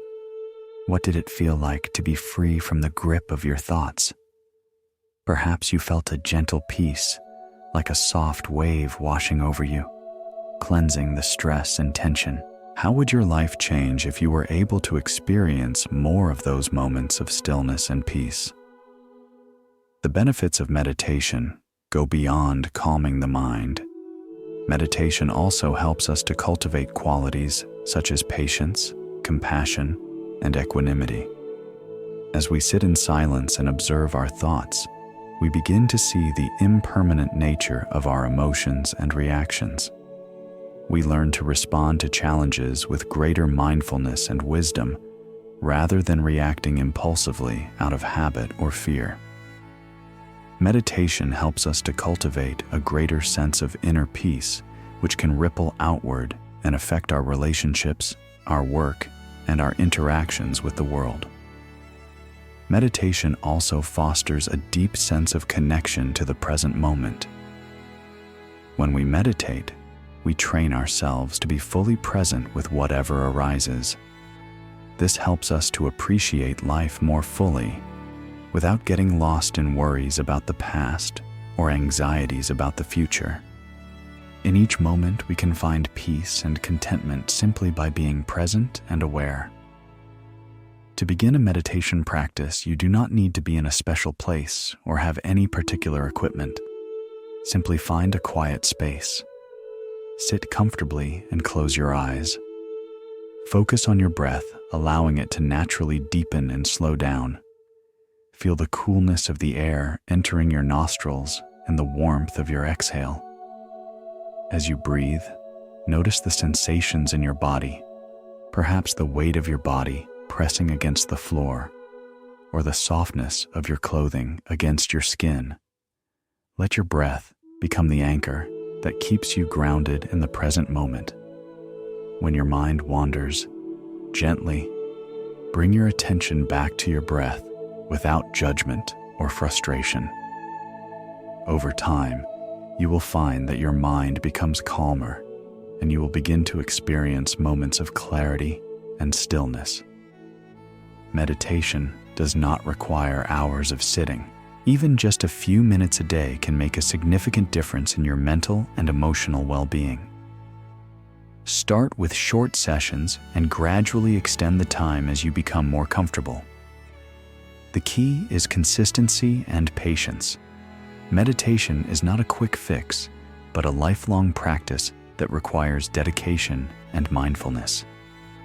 In addition to formal meditation, you can incorporate mindfulness into your daily life. This means bringing awareness to everyday activities, such as eating, walking, or working. When you eat, pay attention to the taste, texture, and aroma of your food. When you walk, feel the sensations of your feet on the ground and the movement of your body. Notice how the world feels as it touches you, the softness of your skin against the breeze, the warmth of the sunlight on your face. By bringing mindfulness to every moment, you can experience the fullness of life and cultivate a deeper sense of connection to the present. This lesson reminds us that true peace comes from within. By practicing meditation, we are training our minds to experience the present moment with clarity, compassion, and wisdom. We are learning to see the world as it truly is without the distortions of our habitual patterns or attachments. Through meditation, we awaken to the present and cultivate the qualities that lead to a life of peace, contentment, and enlightenment. Take a deep breath now, and as you exhale, allow yourself to relax into the stillness of the moment. With each breath, feel your mind becoming quieter, your body more relaxed, and your heart more at peace. As we move on to the next lesson, let us carry with us the understanding that meditation is a powerful tool for cultivating inner peace and mindfulness. It is through meditation that we awaken to the true nature of our being and experience the profound peace that resides within us. In a world that constantly pushes us to achieve more, to acquire more, and to be more, contentment often feels like a distant, elusive goal. We are conditioned to believe that happiness lies just beyond our reach in the next achievement, the next possession, or the next experience. Yet the Buddha's teachings remind us that true contentment is not found in external circumstances, but in the cultivation of an inner sense of peace and acceptance. It is the art of being content with what is right here and right now, regardless of what we have or don't have. Feel for a moment the warmth of your body, the sensation of air entering your lungs with each breath you take. Now notice the texture of the chair or surface beneath you, the weight of your body pressing down ever so gently. Close your eyes if you wish. In the stillness, notice the sounds around you, the distant hum of life, the soft rustle of leaves, the deep rhythm of your own breathing. In this moment, allow yourself to settle fully into the present, letting go of the noise and demands that call for your attention. Can you feel the peace that exists right here, in this very moment, without needing to chase it? The Buddha often spoke about the importance of finding contentment in life, emphasizing that happiness does not come from external sources, but from within. He taught that when we release our attachment to material possessions, success, and approval, we can discover the deep, abiding contentment that is always available to us. There is a beautiful story from the Buddha's life that illustrates the transformative power of contentment. One day, a man came to the Buddha, troubled and agitated. He was a wealthy merchant, and his life seemed to be full of success and possessions. Yet despite all of his material wealth, he felt empty inside. His mind, restless as a river in flood, kept yearning for more wealth, more recognition, more influence. No matter how much he accumulated, he could never shake the feeling of dissatisfaction. The weight of his own striving felt like a heavy burden on his shoulders. No matter how much he had, he could never find peace. The merchant approached the Buddha and said, "Lord, I have everything I could ever want, wealth, status, and the respect of others. And yet, I am not content. I am constantly restless, always yearning for something more. How can I find peace and satisfaction in my life?" The Buddha, with his characteristic calm and compassion, looked at the merchant and replied, "Imagine you are standing at the edge of a great ocean. You are thirsty and you see a wave rising up before you. You think to yourself, 'If I drink from the wave, my thirst will be quenched.' But when you drink, the wave only pushes you further away, and you are left with the same thirst as before. This is how it is when we chase after desires and possessions. They may seem to offer us fulfillment, but they only leave us wanting more. The wave of desire always rises higher, and no matter how much we chase it, it will never fully satisfy us." The merchant listened intently, feeling the weight of the Buddha's words like the cool touch of a breeze that clears the haze of confusion.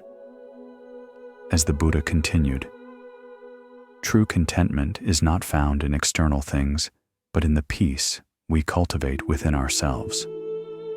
When we let go of the constant desire for more, we find that we are already whole. We are already enough.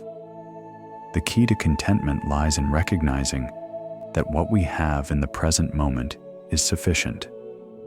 We can find peace in the simplicity of life, in the acceptance of what is, rather than constantly reaching for what we don't yet have." The man stood there feeling the warmth of the sun on his skin, the slight breeze that carried the scent of the earth and trees. He felt for a brief moment a deep stillness, as if the air itself was infused with the truth of the Buddha's words. The weight of his longing and striving seemed to melt away, leaving a calm clarity. It was as if a light had entered his heart, and in that light, he began to understand the truth of the present moment. The merchant, deeply moved by the Buddha's words, began to reflect on his life. He realized that his constant striving had kept him in a cycle of dissatisfaction. He had been looking outside of himself for happiness, believing that his possessions and achievements would bring him peace. But the Buddha had shown him that true contentment comes from within, from the ability to appreciate what is already present in our lives. It was not about the next wave or the next acquisition. It was about the gentle ebb and flow of life itself, with all its simplicity and beauty. Over time, the merchant began to practice the Buddha's teachings. He learned to appreciate the simple joys of life, the warmth of a shared meal, the sound of laughter with friends, the quiet moments of reflection. He began to savor the present moment, to truly feel the earth beneath his feet, the air on his face, the pulse of life in every living thing around him.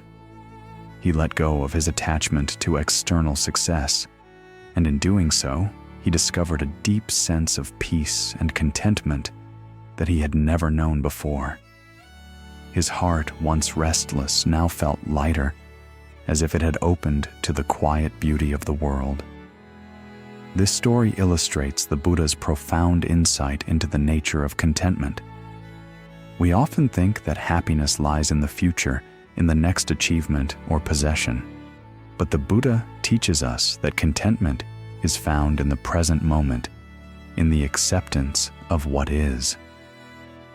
When we stop chasing after fleeting desires, we create space for peace and satisfaction to arise naturally. Reflect for a moment. What are the things in your life that you are constantly striving for?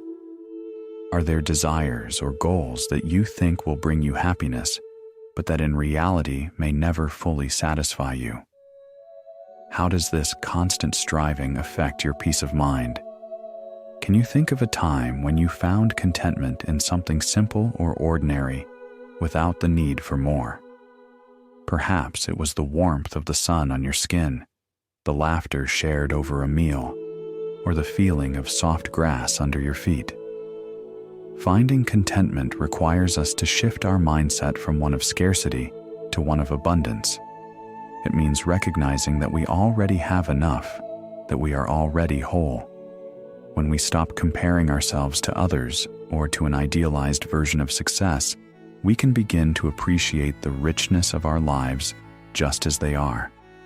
Contentment is not about passivity or complacency. It is about recognizing the beauty of the present moment and finding joy in what is already here. Contentment also involves cultivating gratitude.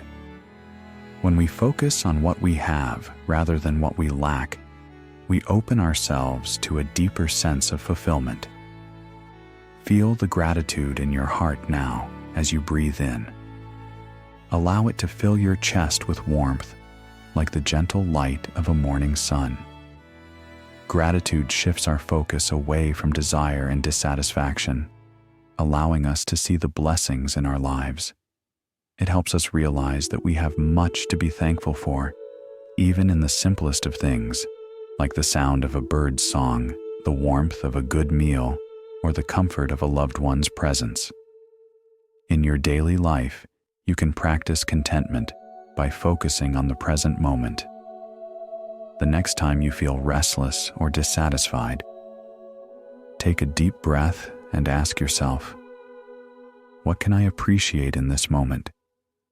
Whether it is the warmth of the sun, the sound of laughter, or the simple act of breathing, there is always something to be grateful for. By practicing contentment, we train our minds to find peace in the present rather than in the pursuit of something external.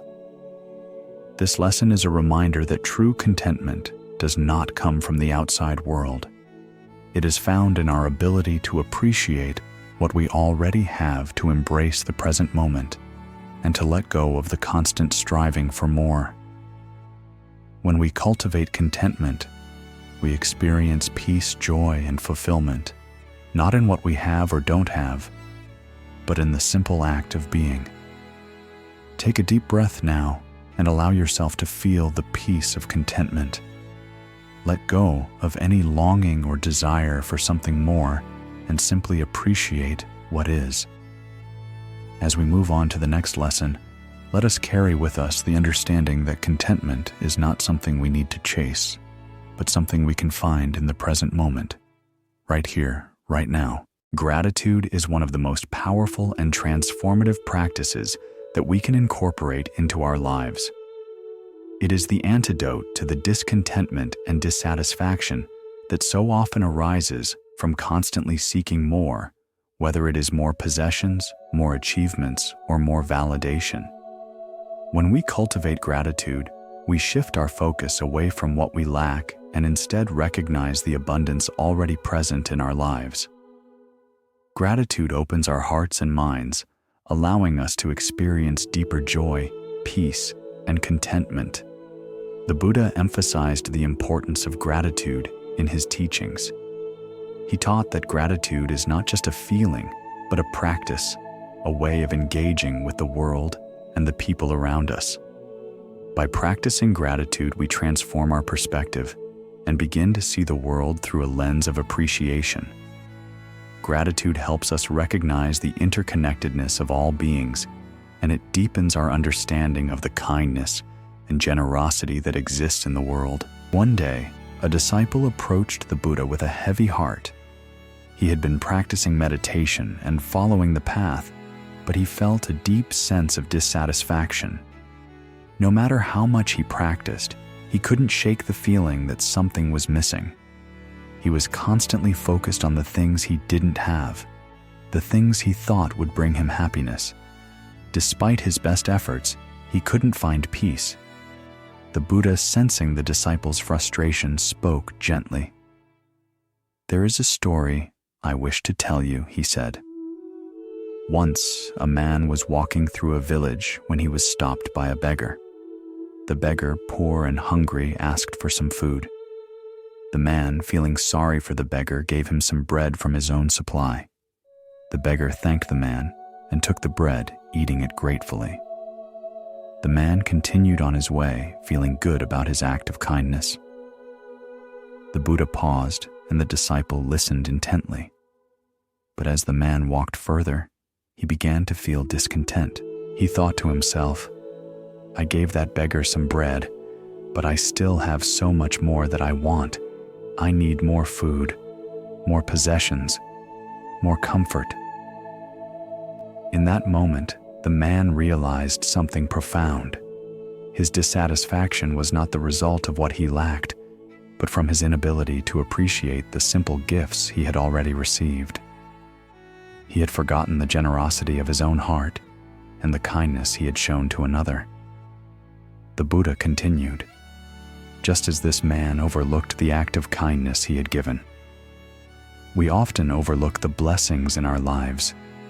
We focus on what we don't have, what we think we need, and we forget to appreciate what we already possess. True peace and happiness come not from seeking more, but from recognizing the abundance that is already here. When we cultivate gratitude, we transform our perspective. We open ourselves to the richness of life in all its forms. The disciple, deeply moved by the Buddha's words, began to reflect on his own life. He realized that he had been caught in a cycle of wanting more, always seeking the next achievement, the next possession, the next experience. He had been blind to the beauty and abundance of the present moment.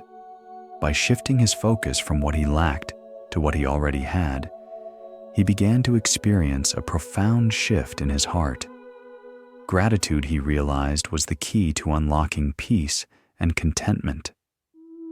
This story teaches us that the practice of gratitude is not about waiting for the perfect conditions to feel thankful. It is about recognizing the blessings in our lives, no matter how small, and expressing appreciation for them. Gratitude is a powerful tool for cultivating a positive mindset and for transforming our relationship with the world. When we practice gratitude, we begin to see the goodness that already exists around us, and we develop a deeper connection to the present moment. Reflect for a moment. What are the things in your life that you are grateful for? Are there simple moments, people, or experiences that you often overlook? How does it feel to express gratitude for the things that bring you joy? Can you remember a time when you felt deeply grateful for something and how that feeling affected you? Gratitude is a practice that can be cultivated in many ways. One powerful method is to keep a gratitude journal where each day you write down a few things you are thankful for. These can be simple things like the warmth of the sun, the kindness of a friend, or the beauty of nature.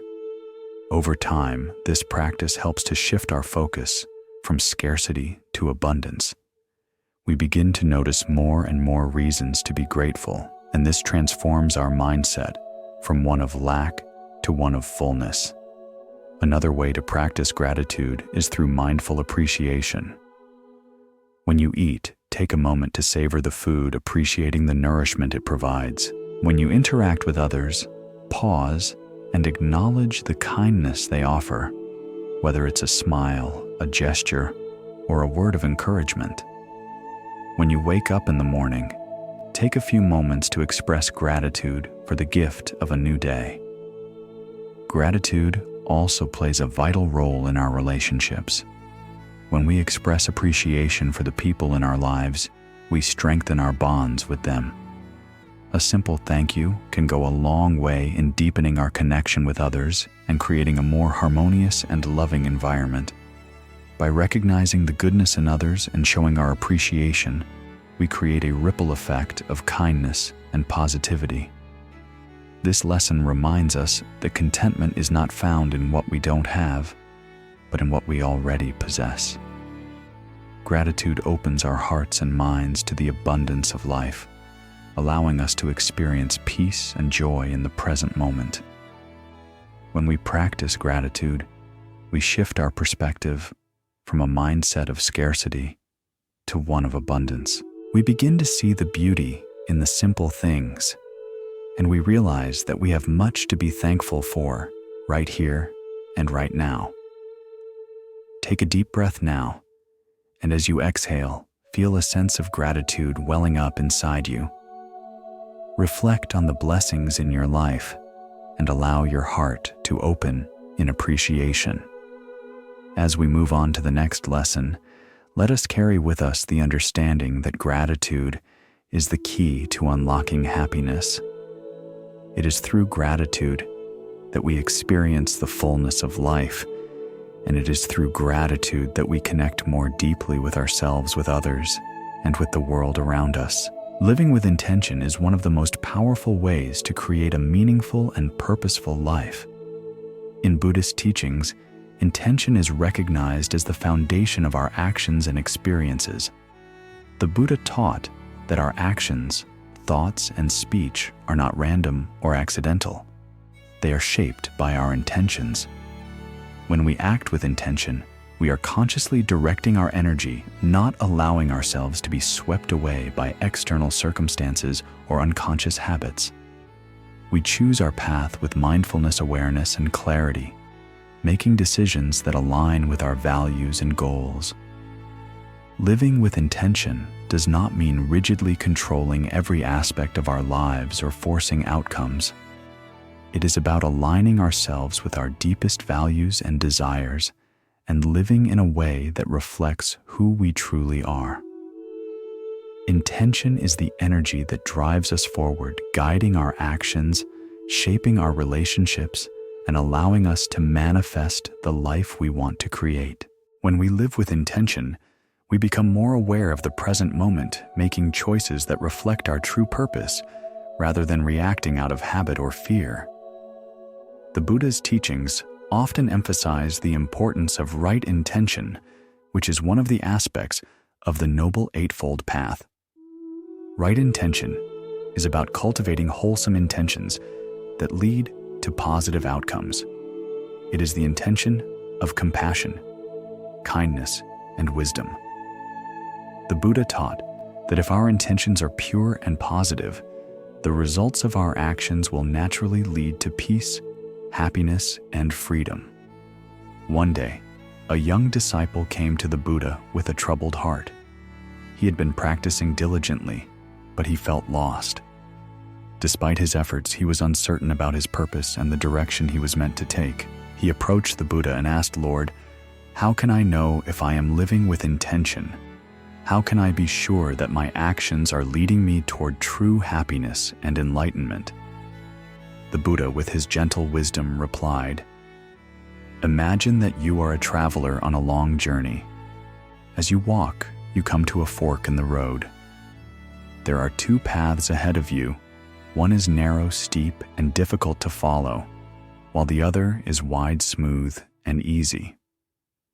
The wide path seems inviting, but you know that it will not lead you to your destination. The narrow path, although challenging, is the one that will take you where you need to go."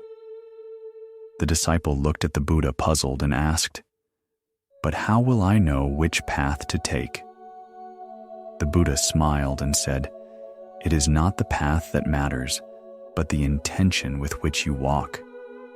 If you walk with a clear, steady mind and a strong intention to reach your destination, the path will become clear. If your intention is strong, the obstacles on the narrow path will seem less daunting, and you will move forward with purpose and clarity.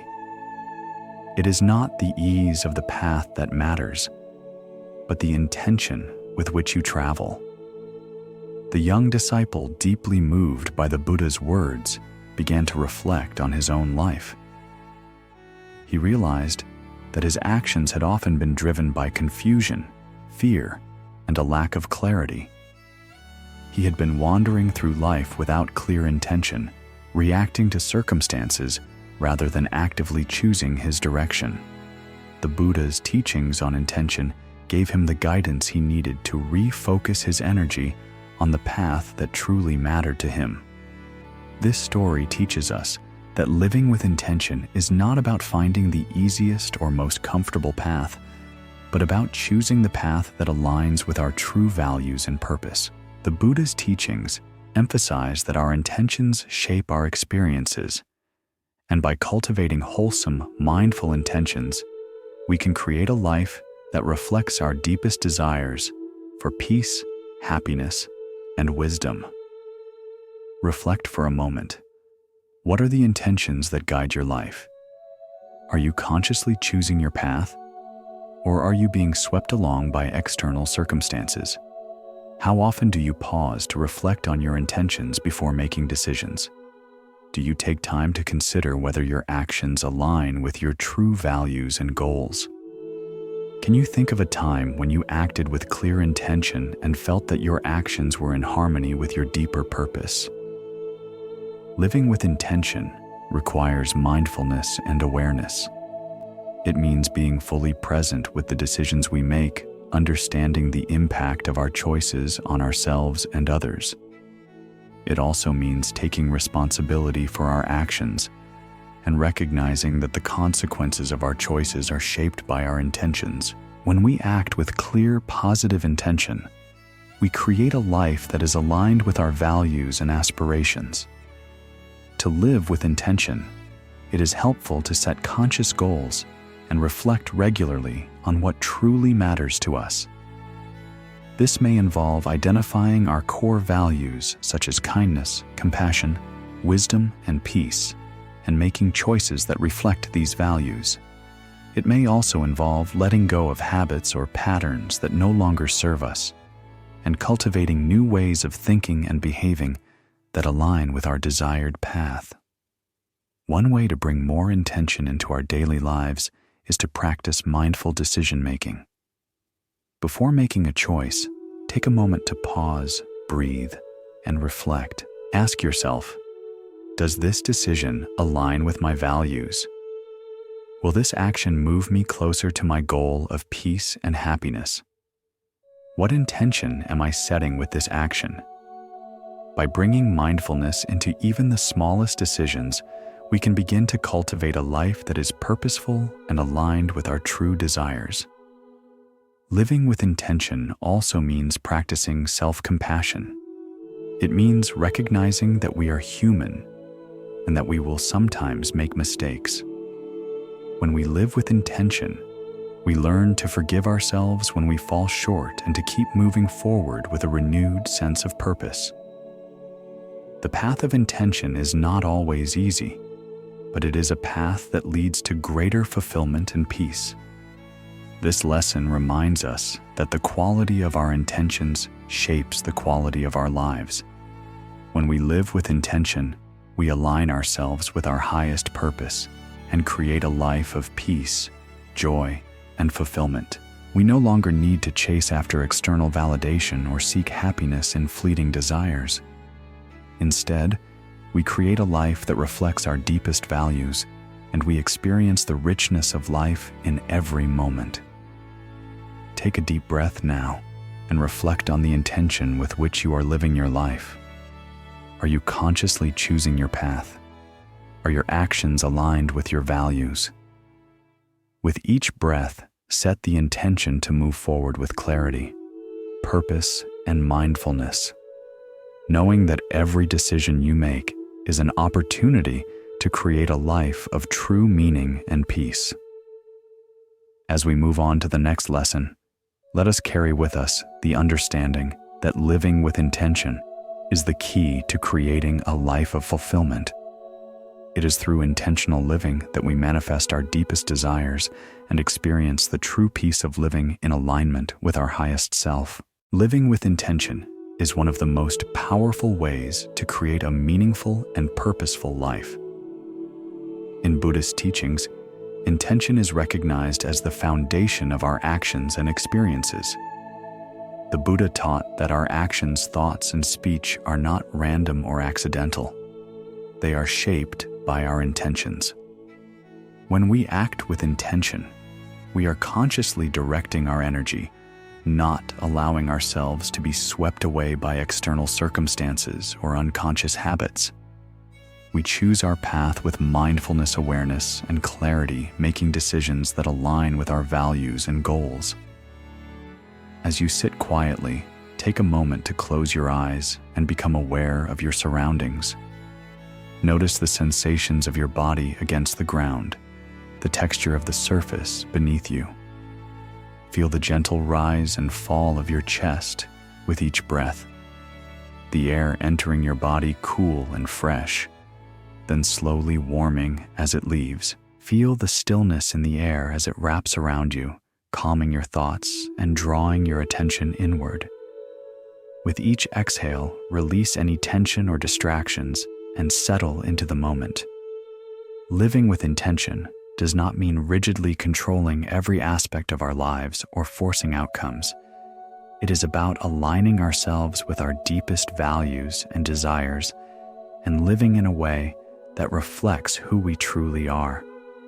Intention is the energy that drives us forward, guiding our actions, shaping our relationships, and allowing us to manifest the life we want to create. When we live with intention, we become more aware of the present moment, making choices that reflect our true purpose, rather than reacting out of habit or fear. The Buddha's teachings often emphasize the importance of right intention, which is one of the aspects of the Noble Eightfold Path. Right intention is about cultivating wholesome intentions that lead to positive outcomes. It is the intention of compassion, kindness, and wisdom.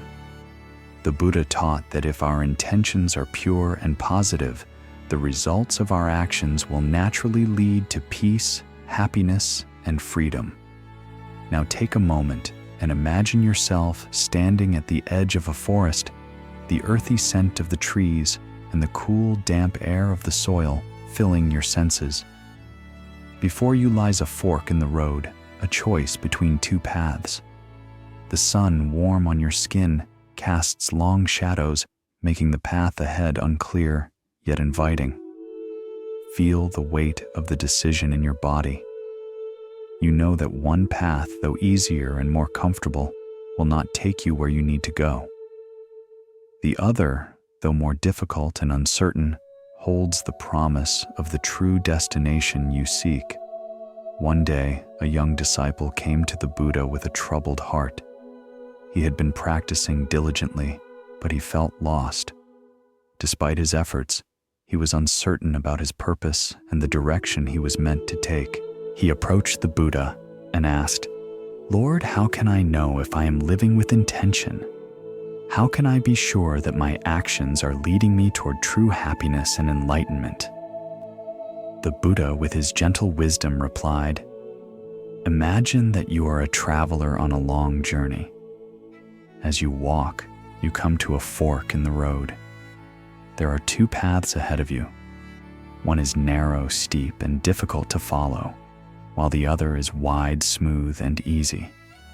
The wide path seems inviting, but you know that it will not lead you to your destination. The narrow path, although challenging, is the one that will take you where you need to go." Feel the weight of the decision as the Buddha speaks the tension in the air, the subtle pressure of each step along the path. The disciple, now picturing the paths before him, feels the heat of the sun, the warmth of the earth beneath his feet. His mind, momentarily quieted by the Buddha's words, feels the peace of clarity settling in. He stands at a crossroads, the cool, refreshing breeze brushing across his skin, signaling that change is near. The disciple looked at the Buddha, puzzled, and asked, "But how will I know which path to take?" The Buddha smiled and said, "It is not the path that matters, but the intention with which you walk. If you walk with a clear, steady mind and a strong intention to reach your destination, the path will become clear. If your intention is strong, the obstacles on the narrow path will seem less daunting, and you will move forward with purpose and clarity. It is not the ease of the path that matters, but the intention with which you travel." The young disciple, deeply moved by the Buddha's words, began to reflect on his own life. He realized that his actions had often been driven by confusion, fear, and a lack of clarity. He had been wandering through life without clear intention, reacting to circumstances rather than actively choosing his direction. The Buddha's teachings on intention gave him the guidance he needed to refocus his energy on the path that truly mattered to him. The air around him feels charged with a new energy, a sense of movement and possibility. The path ahead now seems less intimidating as the disciple takes a moment to listen deeply to his heart, feeling the pulse of his intention settle into his being. The heat of the sun is now softened, and the coolness of the breeze feels like a gentle affirmation, urging him forward with purpose. This story teaches us that living with intention is not about finding the easiest or most comfortable path, but about choosing the path that aligns with our true values and purpose. The Buddha's teachings emphasize that our intentions shape our experiences, and by cultivating wholesome, mindful intentions, we can create a life that reflects our deepest desires for peace, happiness, and wisdom. Reflect for a moment. What are the intentions that guide your life? Are you consciously choosing your path, or are you being swept along by external circumstances? How often do you pause to reflect on your intentions before making decisions? Do you take time to consider whether your actions align with your true values and goals? Can you think of a time when you acted with clear intention and felt that your actions were in harmony with your deeper purpose? As you consider these questions, feel the weight of each decision, each choice you make, like the subtle shift of the earth beneath your feet. Notice how each decision can stir your body, your mind, and your heart. Feel your breath steadying with each choice that aligns with your values, and notice the peace that arises when you choose with intention. Living with intention requires mindfulness and awareness. It means being fully present with the decisions we make, understanding the impact of our choices on ourselves and others. It also means taking responsibility for our actions and recognizing that the consequences of our choices are shaped by our intentions. When we act with clear, positive intention, we create a life that is aligned with our values and aspirations. To live with intention, it is helpful to set conscious goals and reflect regularly on what truly matters to us. This may involve identifying our core values, such as kindness, compassion, wisdom, and peace, and making choices that reflect these values. It may also involve letting go of habits or patterns that no longer serve us and cultivating new ways of thinking and behaving that align with our desired path. One way to bring more intention into our daily lives is to practice mindful decision-making. Before making a choice, take a moment to pause, breathe, and reflect. Ask yourself, does this decision align with my values? Will this action move me closer to my goal of peace and happiness? What intention am I setting with this action? By bringing mindfulness into even the smallest decisions, we can begin to cultivate a life that is purposeful and aligned with our true desires. Living with intention also means practicing self-compassion. It means recognizing that we are human and that we will sometimes make mistakes. When we live with intention, we learn to forgive ourselves when we fall short and to keep moving forward with a renewed sense of purpose. The path of intention is not always easy, but it is a path that leads to greater fulfillment and peace. This lesson reminds us that the quality of our intentions shapes the quality of our lives. When we live with intention, we align ourselves with our highest purpose and create a life of peace, joy, and fulfillment. We no longer need to chase after external validation or seek happiness in fleeting desires. Instead, we create a life that reflects our deepest values, and we experience the richness of life in every moment. Take a deep breath now and reflect on the intention with which you are living your life. Are you consciously choosing your path? Are your actions aligned with your values? With each breath, set the intention to move forward with clarity, purpose, and mindfulness, knowing that every decision you make is an opportunity to create a life of true meaning and peace. As we move on to the next lesson, let us carry with us the understanding that living with intention is the key to creating a life of fulfillment. It is through intentional living that we manifest our deepest desires and experience the true peace of living in alignment with our highest self. Generosity is one of the key virtues in Buddhism and is considered a powerful practice for cultivating compassion, joy, and inner peace. The Buddha taught that true happiness is not found in accumulating wealth or possessions, but in giving selflessly to others. Generosity, or dana, is not just about giving material things. It is about cultivating an open heart and mind, ready to share our time, our love, our wisdom, and our kindness with the world. Imagine the soft warmth of sunlight filtering through the trees, the cool breeze on your face, and the subtle sound of birds calling in the distance. Take a deep breath and allow the fresh air to fill your lungs. With every inhale, feel a gentle relaxation spread through your body, and as you exhale, release any tension. In this quiet moment, let the peaceful rhythm of your breath center you in the present, allowing the sense of connection to all living beings around you to gently open your heart. Generosity begins with the willingness to be open and receptive, to allow the natural flow of compassion to move freely through us. Generosity is a practice that brings us out of the ego, out of the narrow focus on ourselves and into the wider world of interconnectedness. When we give, whether it's a kind word, a helping hand, or our resources, we create bonds with others. We recognize that our well-being is tied to the well-being of all, and by giving, we enrich our lives and the lives of those around us. The Buddha taught that when we practice generosity, we not only help others, but also cultivate a deep sense of gratitude, contentment, and peace within ourselves. Picture a moment, the sound of someone's laughter, the scent of freshly baked bread, or the feeling of your hand on a warm mug. When you give something, whether it's a gesture, a gift, or a moment of attention, you open yourself to the world around you in a way that feels as natural as the rise and fall of your breath. Generosity is the act of sharing the warmth, love, and kindness that resides within you, offering it freely without expectation.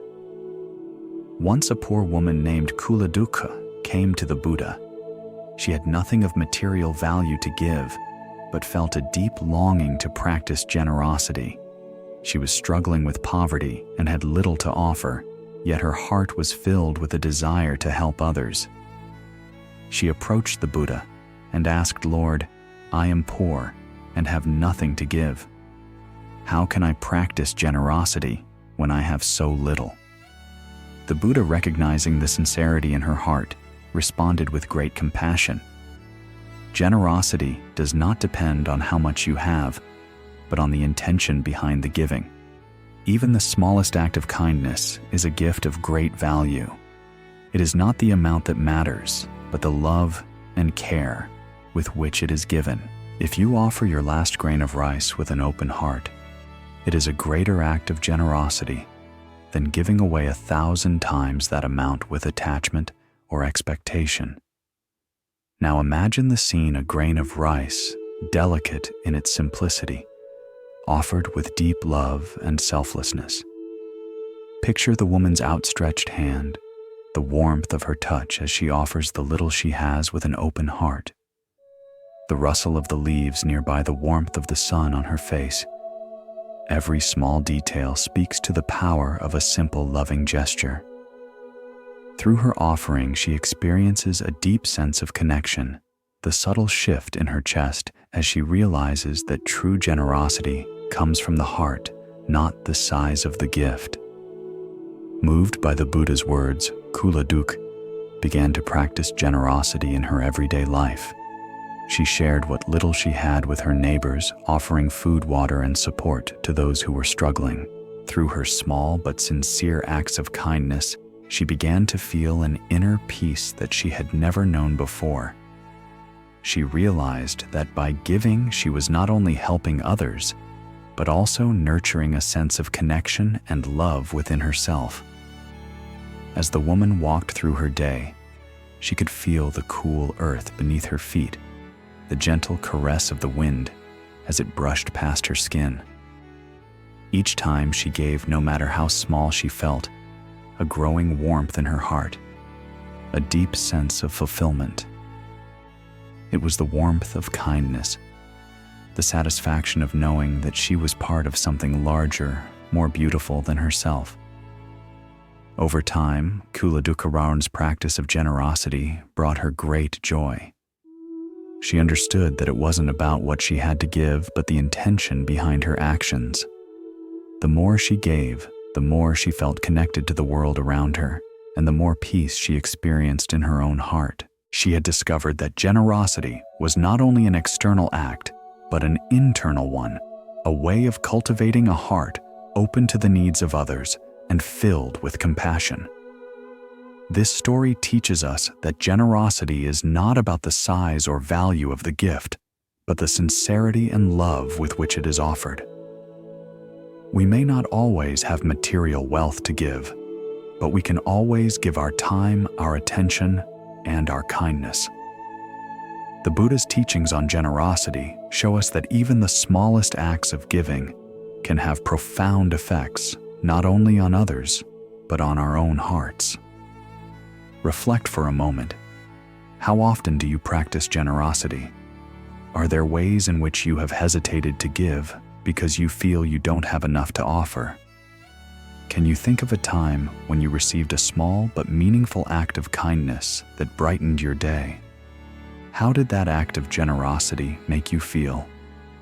Perhaps you felt a warmth spreading through your chest, a momentary release from the weight of the world. How did it change your view of the world and your connection to others? Generosity is also a practice that transcends material giving. The Buddha taught that generosity includes giving our time, attention, and energy. It is about offering love, compassion, and wisdom to others without expecting anything in return. This can be as simple as listening deeply to someone who is in need, offering encouragement to someone who is struggling, or being present for a loved one in their time of sorrow or joy. The act of giving does not always need to be grand. In fact, it is often the small, everyday acts of kindness that have the most profound impact on others. Feel the sensation of a hand placed gently on your shoulder, the softness of a smile that feels like a warm embrace. Generosity doesn't always have to be a grand gesture. Sometimes the smallest offerings, being present with someone listening with full attention, are the most profound acts of kindness we can give. When we practice generosity, we begin to free ourselves from the grasp of attachment and selfishness. Generosity shifts our focus from what can I get to what can I give. By offering what we have, we shift the energy of the moment from scarcity to abundance. Generosity teaches us that we are part of something much larger than ourselves, an interconnected web of beings who are all in need of love, support, and care. When we give, we create a ripple effect of kindness and compassion that extends far beyond our immediate circle. Living with a generous heart does not mean giving without boundaries or overextending ourselves. The Buddha emphasized that true generosity comes from a place of balance and wisdom. We give without attachment to the outcome and without the expectation of receiving something in return. Generosity is not about giving to be recognized or praised. It is about giving because it is a reflection of the love and compassion that arises naturally from an open heart. In our daily lives, we can practice generosity in many ways. It can be as simple as helping a neighbor carry groceries, offering a kind word to a stranger, or volunteering our time for a cause we believe in. The key is to offer without attachment, without expectation, and with a genuine desire to help. Generosity also includes self-care. By nurturing our own well-being, we are better able to share our energy and love with others. We cannot pour from an empty cup, so it is important to practice generosity toward ourselves as well through self-compassion, self-care, and mindfulness.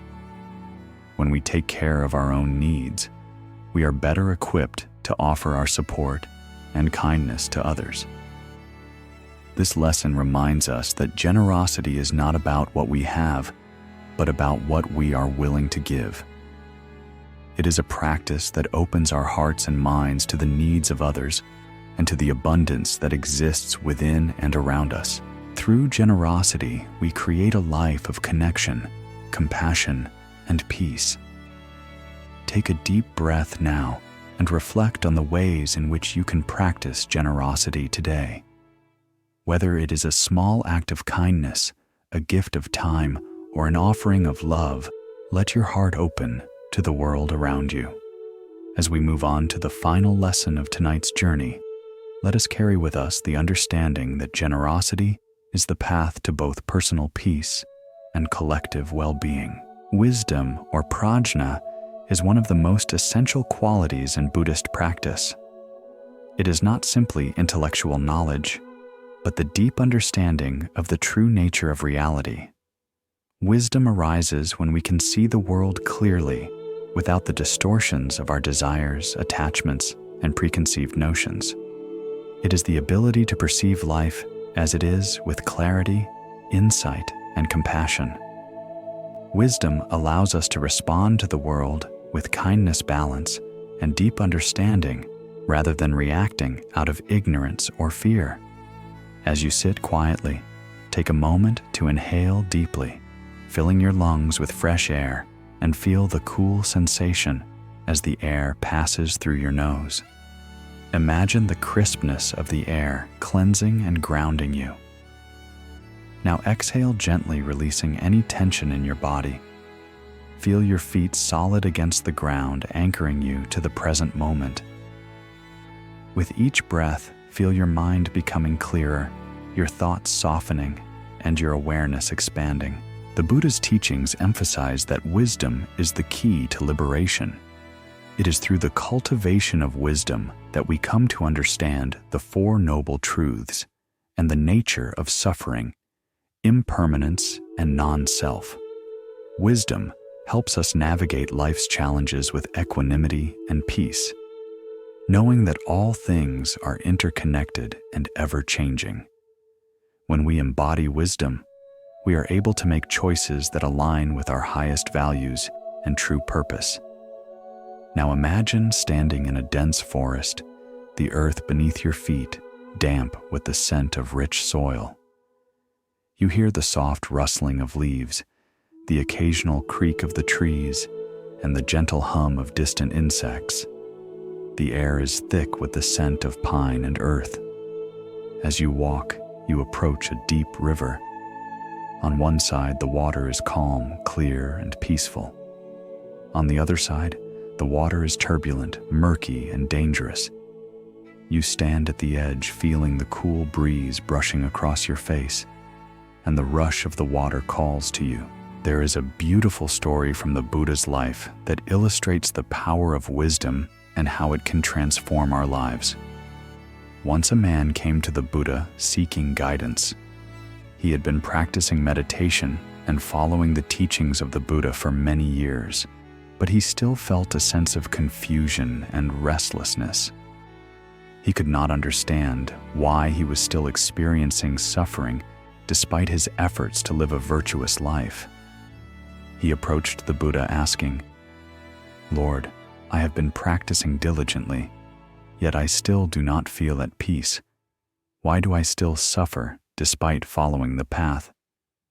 The Buddha, with his profound wisdom, answered, "Imagine you are walking through a forest and you come across a deep river. On one side, the river is calm, clear, and peaceful. But on the other side, the river is turbulent, murky, and dangerous. The path to freedom lies on the side of the river that is calm. If you try to cross the river where the water is turbulent, you will be swept away by the current. But if you choose the calm path, the water will support you, and you will be able to cross safely." As you imagine standing at the river, feel the coolness of the air around you and the sound of the water as it crashes against rocks. The calm side of the river invites you, the clear waters glistening like smooth glass, reflecting the sky above. The turbulence of the other side creates a sense of chaos, the splashing of the water filling your ears and the powerful rush of the current pushing against you. You sense that the calm path, although narrower and harder to walk, is the one that holds peace. The man listened carefully, and the Buddha continued, "In the same way, wisdom is the calm path that leads to peace. When you are caught in the turbulence of your thoughts, emotions, and desires, you will be swept away by the currents of suffering. But when you cultivate wisdom, you can step out of the turbulent waters of ignorance and into the calm of understanding. Wisdom allows you to see clearly and respond to life with peace and equanimity. Imagine now the clarity of your mind, the fog lifting, and the noise of your thoughts fading into stillness. In that stillness, feel the peace rise within you, like the calm water of the river that you have chosen to cross." As the man reflects on the Buddha's words, he begins to feel the weight of his confusion and anxiety lifting The tension in his chest softens, and with each breath, he feels more grounded in the moment, more aligned with the peaceful path ahead. The man reflected deeply on the Buddha's words and began to understand that his suffering was not due to a lack of effort, but due to a lack of wisdom. He had been practicing with a goal of achieving something, whether it was peace, enlightenment, or freedom from suffering, but he had been doing so from a place of attachment and expectation. True wisdom, the Buddha taught, is not about striving to attain something external, but about seeing the truth of things as they are, without clinging or aversion. As you sit with this reflection, imagine yourself standing by a peaceful pond. The surface is so still, you can see your reflection mirrored perfectly in the water. As the wind gently brushes the surface, the reflection ripples but quickly returns to clarity. Feel the calmness within you, the understanding that arises from seeing life clearly, not distorted by desires or expectations. With this wisdom, you can step forward each step grounded and clear, like the calm waters that reflect the sky. The Buddha's teachings on wisdom emphasize that true understanding comes from direct experience. Wisdom is not something that can be learned from books or teachings alone. It arises from the integration of the teachings into our lives through practice, reflection, and meditation. When we practice mindfulness, we begin to see the impermanent and interconnected nature of all things. We understand that everything, our thoughts, emotions, experiences, and even ourselves, is constantly changing. This understanding frees us from the illusion of permanence and allows us to approach life with a sense of peace and acceptance. Reflect for a moment. How often do you find yourself caught in the turbulence of your thoughts and emotions? Do you try to force outcomes, or do you respond with mindfulness and wisdom? How does it feel when you approach situations with clarity and understanding, rather than reacting from a place of fear or attachment? Can you think of a time when you applied wisdom to a difficult situation and found peace, even in the midst of challenges? Embodying wisdom requires us to cultivate a deeper awareness of our inner world and our relationship to the outer world. It involves observing our thoughts and emotions without attachment or judgment, and responding to life's challenges with patience and understanding. The practice of mindfulness is key to this process. When we are mindful, we can see things clearly and make choices that reflect our highest values and deepest intentions. Imagine walking through a busy market, the sense of spices and fresh fruit filling the air, the sound of voices mingling with the footsteps of others. As you walk, you feel the ground beneath your feet, each step grounding you in the present moment. Through the chaos, you remain calm, your mind focused on the peace within. This is the power of wisdom, being present amidst the noise and still finding the clarity to act with intention. Wisdom also involves understanding the interconnectedness of all things. The Buddha taught that everything in life is interdependent. Nothing exists in isolation. Our actions, thoughts, and intentions have an impact not only on ourselves, but on the entire world. When we embody wisdom, we recognize that our well-being is tied to the well-being of others, and we act accordingly. We cultivate compassion, kindness, and understanding, knowing that these qualities are the foundation of a peaceful and harmonious world. Living with wisdom also means letting go of the need to control life. The more we try to control our circumstances, the more we suffer. Wisdom teaches us to embrace the unknown, to flow with the natural rhythms of life, and to trust that everything unfolds in its own time and way. When we live with wisdom, we let go of our attachment to outcomes and allow ourselves to be present with what is, accepting the ebb and flow of life. with grace and ease. In our daily lives, we can practice embodying wisdom by becoming more aware of our thoughts and actions. Before making decisions, take a moment to pause and reflect. Ask yourself, is this choice aligned with my highest values? Am I responding from a place of mindfulness or from habit and attachment? By bringing more awareness to our choices, we can begin to embody wisdom in everything we do. This lesson reminds us that wisdom is the key to true peace and freedom. It is not something we acquire externally, but something we cultivate from within. Through mindfulness, compassion, and understanding, we can begin to see the world with clarity, respond to challenges with grace, and live in harmony with ourselves and others. Take a deep breath now, and with each exhale, allow your mind to clear. Let go of any confusion or doubt and trust in your ability to embody wisdom in each moment. As we come to the end of this journey together, we reflect on the teachings that have been shared, from the nature of suffering to the power of generosity, from embracing impermanence to living with intention. We have explored profound lessons that offer a path to peace, wisdom, and compassion. The gentle sound of your breath as it moves in and out mirrors the quiet of your heart as it settles into these teachings. These lessons, though simple, are transformative. Imagine the soft hum of your surroundings, the gentle rustling of leaves in the breeze as you absorb the wisdom shared.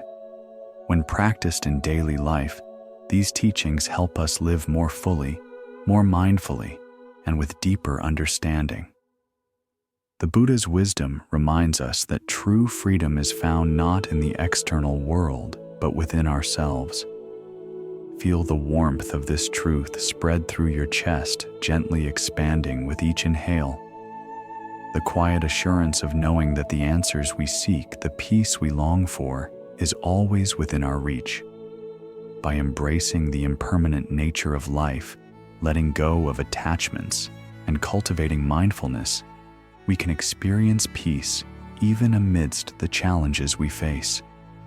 Picture yourself standing on a quiet shore, feeling the cool sand beneath your feet, the rhythm of the waves flowing gently against the shore, each wave a reminder that life moves on, and peace can be found in each passing moment. Through compassion, generosity, and wisdom, we connect more deeply with others and create a life of harmony. As you envision the faces of those you've encountered, see them as mirrors reflecting your own journey. Feel the warmth of those connections, like the touch of a hand, the shared smile, the understanding that arises without words. These are the threads that weave our lives together in a beautiful, interconnected tapestry. Let us carry these teachings forward into the world. May we live each day with awareness, with kindness, and with the intention to grow in wisdom. The soft murmur of your heart, as it aligns with your actions, steady and calm, reminding you to act with intention. Let us offer our love and care to others, knowing that in doing so, we are cultivating peace for ourselves as well. Each word spoken with kindness, each action done with compassion, ripples out like the gentle expansion of a pebble dropped in a quiet pond. Through mindfulness, generosity, and wisdom, we are not only transforming our own lives, but contributing to the well-being of all beings. Feel the weight of this truth in your heart, a lightness that fills you with a deep sense of fulfillment. Imagine the warmth spreading through your body, starting from your chest and flowing outward, touching everyone you encounter, enveloping the world in kindness. Take a moment to reflect on the wisdom you have received and carry it in your heart. Feel the stillness in your body, the quiet echo of each word, as if the teachings themselves are woven into your very being. As you go about your day, remember that peace, joy, and contentment are within your reach. and it is through your actions and intentions that you can create a life of fulfillment. Notice the subtle, gentle beat of your heart, the slow rise and fall of your breath each moment, grounding you in the beauty of simply being. May your journey be filled with compassion, wisdom, and clarity. Picture yourself walking along a path bathed in soft sunlight, each step filled with purpose and understanding. Feel the coolness of the air, the freshness of life all around you. May you walk the path with an open heart and a calm mind. Let each step be a reflection of the teachings you carry with you. Thank you for taking this journey with me. As you move forward, may your heart remain open, your mind clear, and your steps light with peace. Sweet dreams.